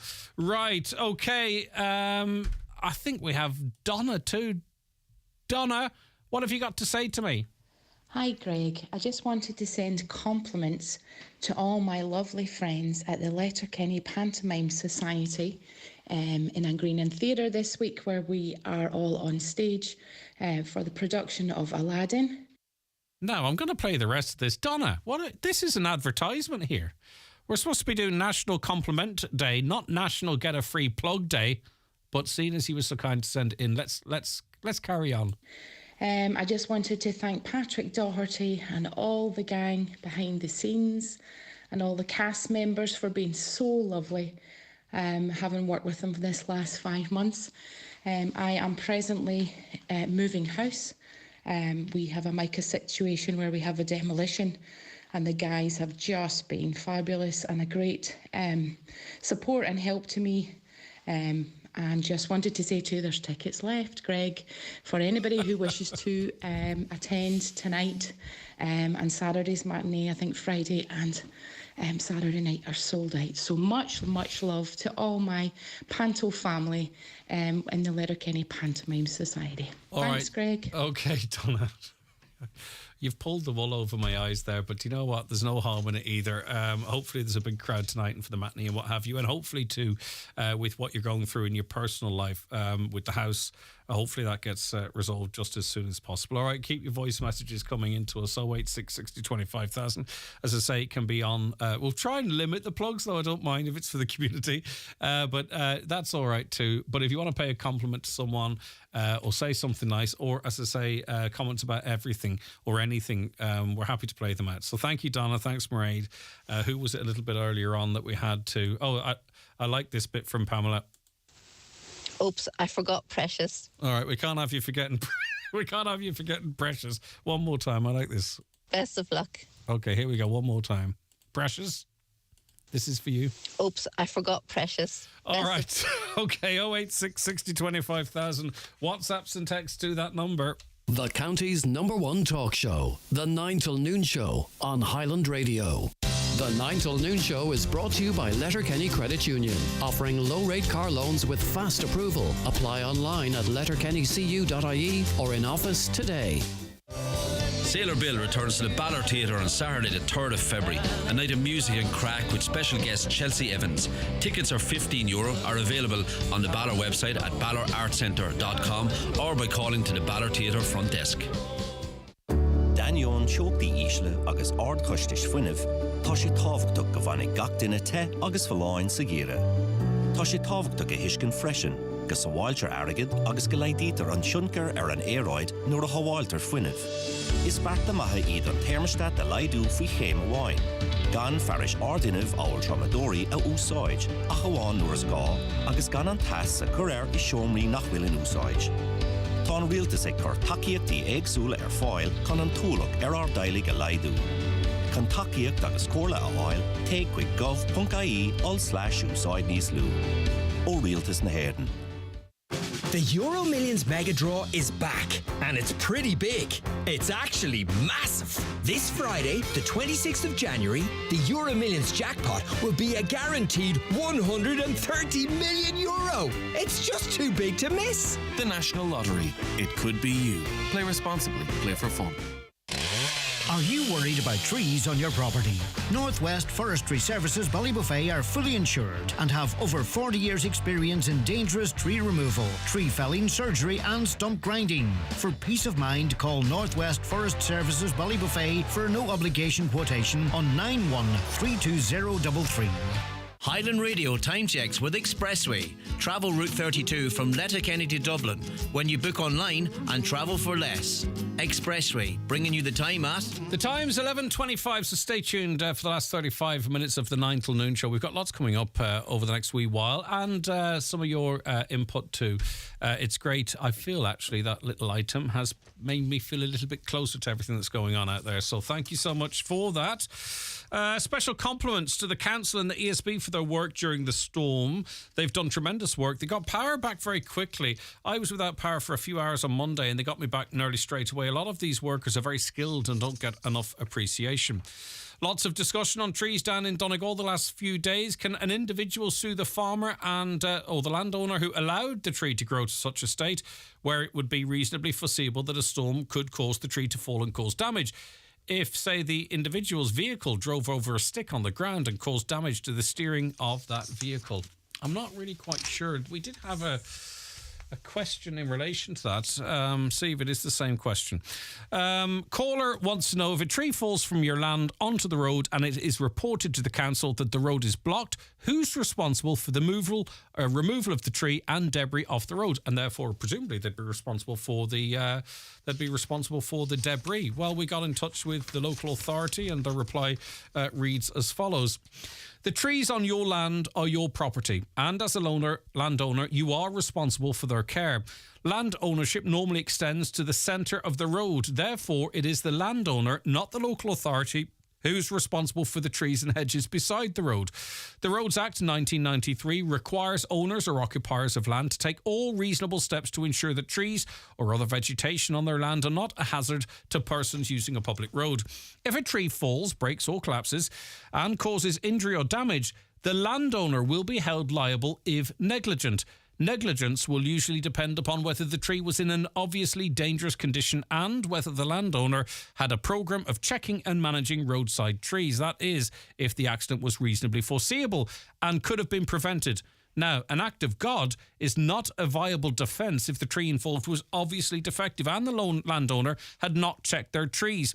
When a tree falls on the public road due to the potential hazards involved, the council remove the tree. The Department of Agriculture, Food and Marine have published further guidance for landowners in the document, A Guide for Landowners to Managing Roadside Trees. Now, I think when we talk about landowners, maybe we're thinking about farmers or what have you, who, of course, are landowners, but many people have trees along their property, a hedgerow, what have you, and presumably all the same rules apply. So it's not just those with lots of land. It could be presumably. Am I boring you, Chris? Sorry. Am I boring you? I don't want to do that's very interesting. Don't want to do a just gooch on you, but yeah. So that's it. Now, proving that someone's tree was on the brink of falling. I imagine this is where it gets a little bit sticky, Chris, because how do you prove there was negligence there? That's the big indicator. I've never heard of any court case around it. Nor have I. Well, let's hope we don't. Yeah, okay. That's Chris Ashmore, who will be running through the latest business news, previewing the Business Matters podcast primarily, after we take this short break. Business Matters, in association with the Faculty of Business at ATU Donegal. For a career in financial governance, consider the Level 9 MA in Governance and IT in Financial Services, starting in January. Contact the Exec Ed Coordinator on 9186206 or email donald.hannigan@atu.ie today. Radio, Chris, how are you getting on? Good to have you in studio with us. How has your week been so far?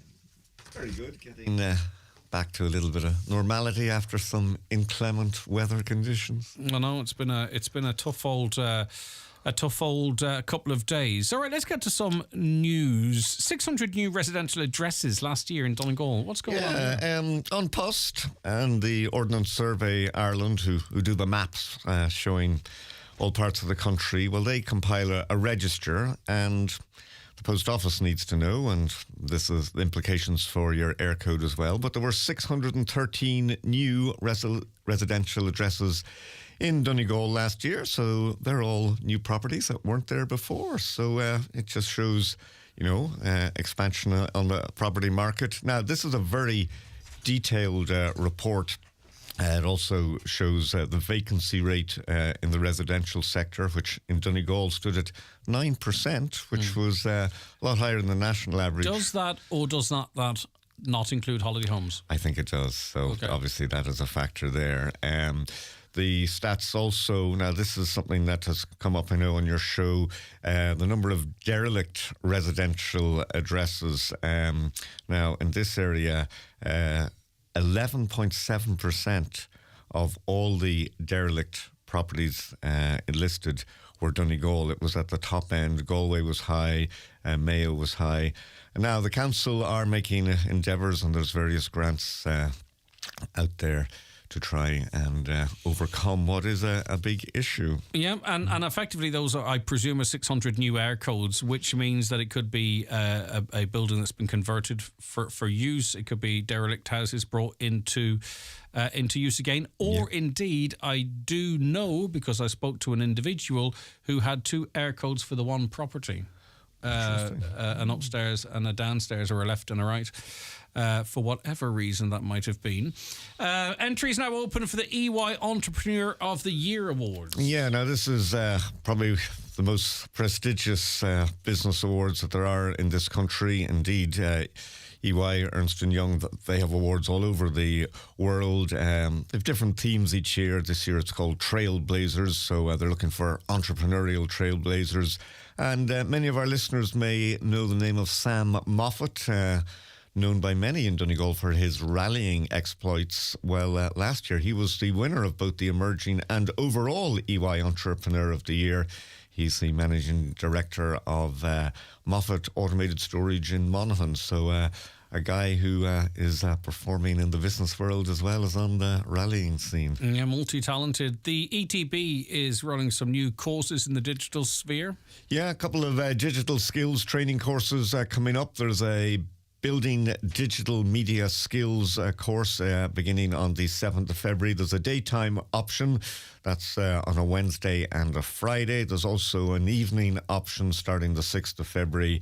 And that will be delivered in person at the Letterkenny Training Centre. Also, just to let listeners know, tomorrow, 10 o'clock, the Local Enterprise Office, along with Enterprise Europe Network, we mentioned this last week, are holding an Access to Finance information seminar on Microfinance Ireland and Leo's Business Supports Clinic, which gives you an insight into all the grants and supports and assistance that's available. Well, they're having one of those business supports clinics coming up on this Friday, the 26th, and that's from 10 to 11.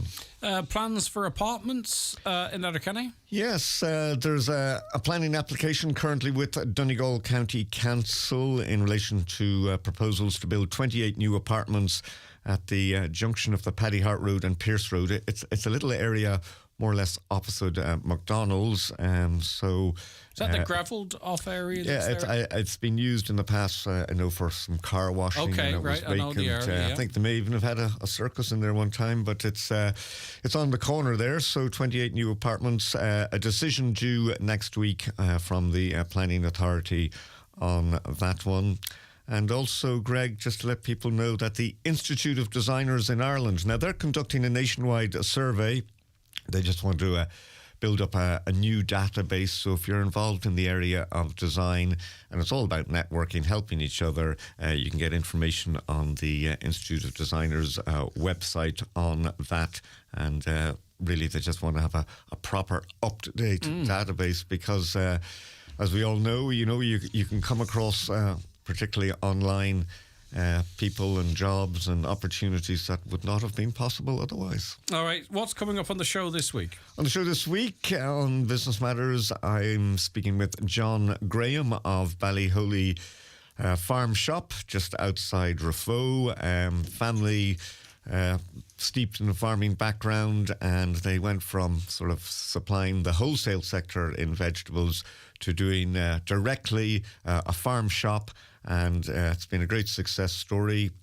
And it's not just a farm shop of their own produce. They stock all sorts of local produce and artisan produce from all around the country, and have a great relationship with local restaurants and chefs, and have built up a fine business, and are also there at the farmers market in Letterkenny.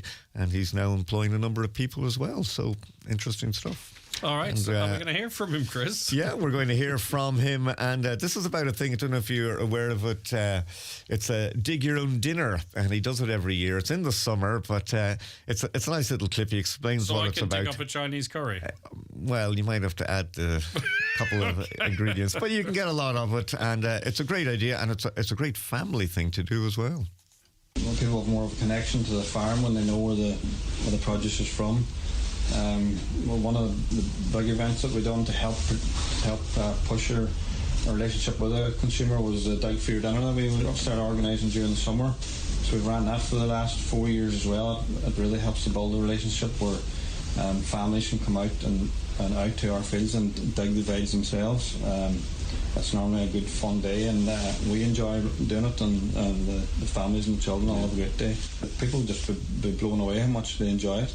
Because there's a lot of kids growing up who who maybe have never dug a bit of veg in their life, or may not even know just what it looks like coming out of the ground. They're seeing the polished end product sometimes in a shiny, flashy supermarket. That's right. There's like the stuff in the supermarket is everything's the same shape and same size and same colour.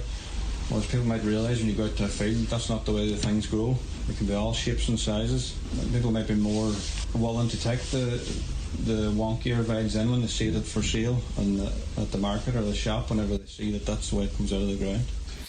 Wonky vegetables, nothing wrong with them, Chris? No. But we've been conditioned to want them a certain way, and that's why they all look the same in the supermarket. Absolutely. Your apple has to look a certain way, it's a certain colour, and sometimes quite removed from a lot of what comes out of the ground, yeah. Carrots aren't even really orange. Yeah. Okay. Yeah. Listen, thanks very much, Chris. The podcast available to download or stream from our website now, or on YouTube, not YouTube, on Spotify or iTunes. It's broadcast on Sunday as well, Chris. That's right, after the 6 o'clock news, and you can contact me at businessmatters@highlandradio.com. Thank you very much for that, Chris. Okay, Chris back with us next Wednesday. Really do appreciate it. A caller says, Greg, do you believe that foreigners don't commit crimes? Okay, I never said that at all. And also, it doesn't really matter what I think, because I'm just the exact same as you texting in. I said that what the statistics show, and you can disprove them and send them in to me, and that is perfectly fine as well. I'm not here dictating or have a certain mantra. I'm just saying statistically, because I looked at statistics in terms of imprisonments and what have you. What can happen, and I get it, and I'm not judging you for what's doing it, but you can go through a newspaper and the first 8 pages are white Irish guys or women that are doing crimes, and then there's an article about a foreign person who's committed a crime on page 8 or wherever it might be. It's like, oh my God, look what's happening in this country, it's going to pot, and psychologically we seem to ignore everything else that's going on. But listen, I am not trying to tell people how to think. What's the problem with using the word foreigner? It's an actual word. It means someone living in a country who's not from that country. The way you hesitate to use it, you would think it's politically incorrect to utter it. Why are we being afraid to say things for what they are?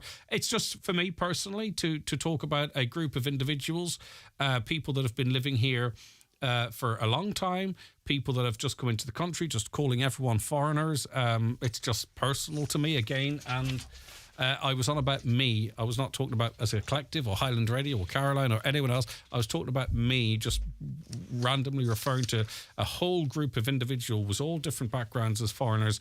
That's just a personal thing. Power still on in some houses in Letterleague outside Letterkenny. Can you tell the people with no electricity to take the food from the fridge and store it outside in the car or shed? The fridge is the warmest place. The fridge is the warmest place in a cold house. Yeah, indeed. The freezer now, how long does the freezer freeze for? You know, like if you keep the lid down, and you're supposed to keep your fridge quite well packed. It'll last a couple of days, won't it? But then if it slightly thaws, is it okay if then re-thaws when the electricity comes on? This is where I'd be a wee bit nervous now, because you could have meat in there or burgers or something like that there. It thaws a little and then refreezes. Is that for the bin now at this point? Again, I don't know. My neighbour is 80 oxygen dependent, no electricity since Sunday, not back till this Wednesday. I called ESN or ESB, was told to go into hospital. A bought generator at €500 and an oil heater now after 2 days without any heat. Disgraceful. I mean, that is just... it's horrendous, isn't it? Okay. We're going to be talking about endometriosis, which is a condition that many people contend with. And really, it's only being talked about, from my perspective, in terms of what I hear, more regularly, more recently. But we're going to be speaking to someone who suffers with endometriosis. And again, it might help someone to get more information about their well-being. That's coming up. By the way, we were talking about Addison's disease, and Kira on Facebook says, my son has Addison's disease, diagnosed at 2, now he's 8. They're in Ballybofey. We were also, by coincidence, another person whose family member has Addison's. They're also from Donegal. So obviously in our conversation with our earlier guest, they were only aware of themselves and another that has Addison's. But already we've kind of identified 4 or 5, and others looking for telephone numbers as well. So there you go. A person who thought they were one of only 2 in the county, now it's emerged there are at least 4 or 5, and more calls coming in all the time. That's the power of the radio, I suppose, and well, it's really the power of people sharing their stories rather than the radio. Okay, I'm going to take a break. I'm going to be back in about 3.5 minutes, and then that clears the decks for us to chat up until 12. The 9 till noon show with Letterkenny Credit Union. Simplify your debts with a debt consolidation loan from Letterkenny Credit Union. Call us on 074 910 2126 or apply online via our app or in office today. Tá rud éigean iontach ag tuairliú fud na hÉireann. Omachóirí céad an uirche ó diontú in a ggóimróirí den chéad grád. Céilí córach idirchúnta in a gorde agus iarrasairí ag bartú chun tachiúil in a chéile. Na himróirí club agus cúnta is fearr ag seasamh le chéile ina neansaithe choláiste agus ollscoile chun immert, feimú agus buchan le chéile. Tá Electric Ireland brodúil as na craobhacha comógaíochta tríú le bhéal a orú. Do you suffer from high cholesterol, menopause symptoms, digestive issues, anxiety, aches and pains, or a lack of energy? The highly trained team at The Natural Way Letterkenny can provide advice on natural remedies for a number of individual health issues. The Natural Way also has its own brand of herbal treatments to help fight fatigue, relieve digestive discomfort, maintain a healthy immune system, and alleviate common menopause symptoms. The Natural Way at Letterkenny Shopping Centre, your one-stop health shop. The new year is here, but don't forget about the old tax year. Log on to Revenue's My Account to check your end-of-year position and claim any tax credits you are entitled to. If you're due a refund, you'll get it within days. If you owe us money, we'll work with you on payment options. My Account. It's quick, it's easy, and it's free. Steer Housing Association in Letterkenny is seeking expressions of interest for voluntary company director roles. Managing 216 properties as an approved housing body, Steer Housing addresses general housing needs with board members overseeing governance, finance and compliance. The association aims to enhance board membership with skills in governance, finance, property management and risk assessment. Interested individuals can contact hr@steerhousing.com or by phone to Elizabeth Doherty, CEO on 086 1038 973 by January 26th. Don't miss Nathan Carter live at the Clanry Hotel Letterkenny this Sunday 28th. Doors open at 7:15 with support from David James from 8. Tickets priced €30. Available from hotel reception on Eventbrite or pay at the door. That's Nathan Carter live at the Clanry Hotel Letterkenny this Sunday. The 9 till noon show is brought to you by Letterkenny Credit Union. Digital loans now available. Apply online or via our app today and get your loan transferred directly to your current account. Do you work in the water utility sector? Siftech are running EUSR electrofusion welding on the 24th and 25th of January and butt fusion welding on the 26th of January. Certification is accepted by Irish Water and all programs are part funded. Contact Siftech today at siftech.ie or call Siftech on 074 912 7786. Oh, Kira, congratulations. Look at her tiny fingers. She's beautiful, just like her mammy. Oh, thank you. Have you got a name yet? Well, we're thinking... She's going to call her Brooklyn. Brooklyn, Massachusetts, Phoenix, Arizona. Your vote is your voice, so if you don't speak up, someone else is deciding for you. Baltimore, Kentucky, Murphy O'Neill. Who's that? Hospital porter. Just back from his American road trip. Make sure you're registered to vote. Go to checktheregister.ie and be a voter, so that it's your voice that's heard. From Comisiún Tábhachán, Ireland's Independent Electoral Commission. Oh, Brookie, Massachusetts, come to Auntie Hannah. Easy Living Furniture's biggest ever winter sale has been extended for a limited time only. This is your last chance to avail of these amazing discounts. Absolutely everything reduced across sofa, dining, bedroom, mattress and accessories. It's the furniture you want at amazing winter sale prices. Winter sale extended for a limited time at Easy Living Furniture, Crescent Link Retail Park. Discover the ultimate experience in the spa'd orchids at the Holyrood Hotel Bundoran with our tranquil Japanese-themed garden, rejuvenating massages, revitalizing facials, luxurious spa baths, pampering body treatments, not forgetting the outdoor hot tub and sauna in our secret garden. Visit on a luxury spa day, pop in for some me time, or buy the perfect present with a gift voucher. Relax and let the spa at Orchids transport you to another world. For more, see HolyroodHotel.com. Time is running out. Get to Harkin Fireplaces in Lifford for the final week of their January yard sale. Discover great deals on fireplaces, stoves, electric fires, gas fires and elegant kitchen worktops. Your dream fireplace or kitchen worktop awaits at an unbeatable price, but the clock is ticking. Don't miss out. Harkin Fireplaces' massive yard sale ends January 31st. Highland Radio weather updates brought to you by Grant. Building a new home? Choose Grant's A Triple+ rated Aerona air-to-water heat pump and Uflex underfloor heating. Visit grant.ie. Mostly dry this afternoon with a mix of clouds. The 9 till noon show is brought to you by Letterkenny Credit Union with monster loans available up to €60,000. All right, we'll come back to that. The weather mostly dry this afternoon with a mix of cloud, sunny spells and well-scattered showers. Temperatures 8 to 9 degrees with light to moderate southwesterly winds. Sharon Malloy is an endometriosis. I was pronouncing this perfectly before I actually looked at you, Sharon. Endometriosis sufferer and joins us on the programme now. Sharon, just before the break, before I was welcoming you onto the programme, I suggested that we're becoming more familiar with the endometriosis, that there's more conversation about it, that people with it are being seen more. Is that the case as someone who has it? Does it feel like now it's coming out into the open a bit more? Yeah, so for me personally, when I was diagnosed in 2018, now I was diagnosed in the UK, so I spent 10 years in Ireland in and out of A&E, GP appointments, and being admitted into hospital and just being told it's normal, go on the pill. Like, there was never an investigation into it. So once I got diagnosed in 2018, I really had to go and look into it myself. I had to do all the research. I was sent out that day, you've endometriosis, and I was sent out the door. No help, no advice, no nothing. So there was not this sort of rush of relief that finally there's an aim on it, finally everything kicks in now and all the treatments start and all of that. I just want to, we'll fast forward back to, I just want to go back to your diagnosis, because at 15, in extreme pain, not being heard at all, really, and you're being put down to this, that and the other. You're being treated or diagnosed with lots of stuff that wasn't endometriosis. Yeah, like at one point they thought maybe I was pregnant, which I wasn't. Appendicitis was another one if I ended up paying on my right side.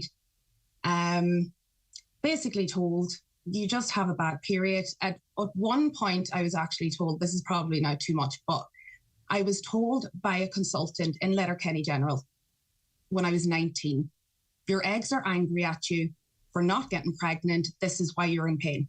This is from a consultant years ago. And, as a young teenager going into her early 20s, I felt like, oh, this is my fault. What have I done wrong? So yeah, it was basically just being, as they say now these days, gaslighting, just it's nothing, it's normal. So when I got the diagnosis, even then, it was an uphill battle. Now, I moved back to Ireland in 2018, the October of 18. I had the surgery in May of 18. And I was very lucky when I relocated to Limerick, and I was very lucky at the time to get a very understanding GP who was willing to do everything possible. He would do blood tests, he would look into it. He goes, you have the diagnosis, so let's move forward and see what we can do. So I had asked him to get me on the list, basically on the public list for a gynecologist, just to be on the list. And he was like, it's going to be 2 years before you're seen, even with a diagnosis. And I have it written down here. So in mid-2020, then my flare-ups were getting extremely bad again. And in March of 21, the CUM opened their new enhanced clinic for the treatment of endometriosis. So I'd gone to my doctor with all my medical history from the age of 15, from the age of nod, basically. Went to him, had everything. He got all of the notes and he gave me a big package and straight to the CUM. So I actually got an appointment with them in September of 21 in extreme pain. I was starting to miss work regularly, like you're talking maybe up to 6 days a month. Very hard to explain, even with a diagnosis. It's still kind of seen to a lot of people, oh, it's just a bad period. You know, take your painkillers and show up for work. So at that point, I was emailing his secretary twice a month with very detailed symptoms of what I was going through. And I got a phone call then in February of 2022. The receptionist was basically like, you need to be seen. So got the surgery then in February of 2022. And is it through the surgery really that more information is learned about how this is affecting you? Like, is that what's really required to see then, you know, what the best pathway is? Yeah, so surgery is basically gold standard. It is the only way. It's a laparoscopy, so it's keyhole surgery. It's gold standard. It's the only way that you're going to diagnose it, because they can remove the tissue and test it. So at this point, I was diagnosed. In England, they did ablation, which means that they kind of lasered off the surface of it. Burn it off, yeah. And then in 2022, I had excision, so they basically take it out by the root. It was found in pockets where it was missed the first time. I had organs stuck to other organs, and they all had to be separated. And then I was about pain-free for a year exactly. So February 2023, it started again. I was starting to have to leave work early, take days off. And just for some people, it's different, isn't it? It can be one shot and it can last for a long time and they can get pain relief. For others, it's so specific to the individual. For others, you get some relief and then the symptoms return. And before we get on to that, you talked about organs sticking together and burning stuff off and removing stuff from the root. Is it easy, like as if I'm a 10-year-old, to explain to me what's actually happening internally, or what is your body reacting to something, or what's happening that's causing this to happen? So it's basically tissue that's similar to the lining of the womb. Mm-hmm. And it can be found on other parts. It basically starts to spread to other parts. It has been found on lungs, kidneys. People have lost organs over this. It's amazing, because I'd asked to look at the surgery pictures after when I went for my checkup, and it looks like little dots, like teeny tiny little blisters. It might be like a shadow of a white piece of, it's amazing how something so insignificant, when you look at it, can cause so much pain. Okay, so a year after the initial surgery, the symptoms start to return. Your worst nightmare, because you didn't know how long you were going to get relief for, I'm sure. What happened then? So I had contacted the surgeon in April of 2023, so last year. So I gave it about 3 months, recorded my symptoms, went back to him, I think was that April. And so that would have been 13 months post-surgery. And I had done research now before I went back, because I had been given the Mirena coil after the surgery, and that was actually removed 10 days after because it was causing me so much pain. So I knew that I was going to get this suggested again, even though my body rejects it. So I went with a different type of medication. We discussed it, and he was like, it's 13 months post-surgery. I can't do another surgery this close to the last one. So we basically made a deal. I was going to go on this medication. If it worked, great. I would continue to take it for as long as I needed to. I think you should only be on it for about 18 months, and then it kind of subsides the symptoms after you come off it for a while. But unfortunately, I've been getting other symptoms that have come to light now, that other ones have disappeared. So I'm back down the route now of, I've had a pelvic MRI. I have an appointment now coming up in Dublin, not sure when. The sooner the better. And I know that they do, there's an endo specialist in Dublin that does ultrasound. So basically back down the route now of see where it is, because I'm getting pain in the same places again. So my left ovary and tube was actually seized to my bowel. Mm-hmm. And he separated that, and that's now where the pain is starting again.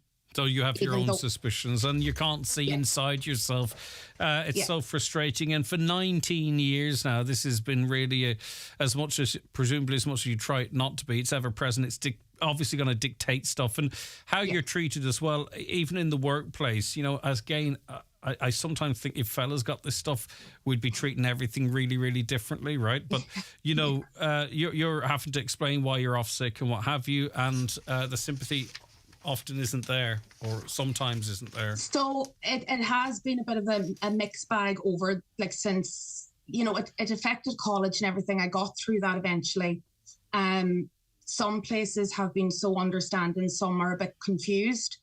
Like, it has affected progression in my career. And I do understand that, because at one point I was out a total of 10 weeks in 1 year. And that was including 4 weeks to recover from surgery. And I did go back too early, because I ended up calling in sick the following week because I was just so exhausted, because my body hadn't fully recovered. Like, you get a sick cert from your surgeon for 2 weeks, but internally you're not actually recovered for 6 to 8 weeks. And I was back, like, working on my feet for 8 hours a day. Like. And of course, it's going to affect your social life and relationships. And, and often when we do these interviews, you know, it's sort of maybe an end or a conclusion. But you're right, Smack, and I only have about 30 seconds, unfortunately. You've done 19 years of this, and you're still in it. You're still in the cycle of diagnoses. What's the next treatment? It's, you know, like, I mean, there's always hope, and I'm sure you stay upbeat. But this is not... that was my experience. Everyone learned from it. You're still going through this, aren't you? You know what I mean? And it's ongoing, Sharon. And it's going to be ongoing, like, up until menopause and probably after. Like, this is affecting 1 in 10 women. The stats are now coming in that it could be 1 in 7 or 1 in 9. And there's absolutely no, like, I don't think there'll be a cure, but I think that companies do need to start, you know, picking up the slack and looking into this. And I think too, and it's not just this, we talked about similar with Lyme disease, Addison's disease. I'm not grouping them all in, but people, a lot of their experience is that first 5-10 years of being gaslit, you described it, being told it's not that, it's this, it's your angry eggs, for crying out loud, Sharon. You know what I mean? Like, okay, listen, we'll come back. Well, I'm not saying that.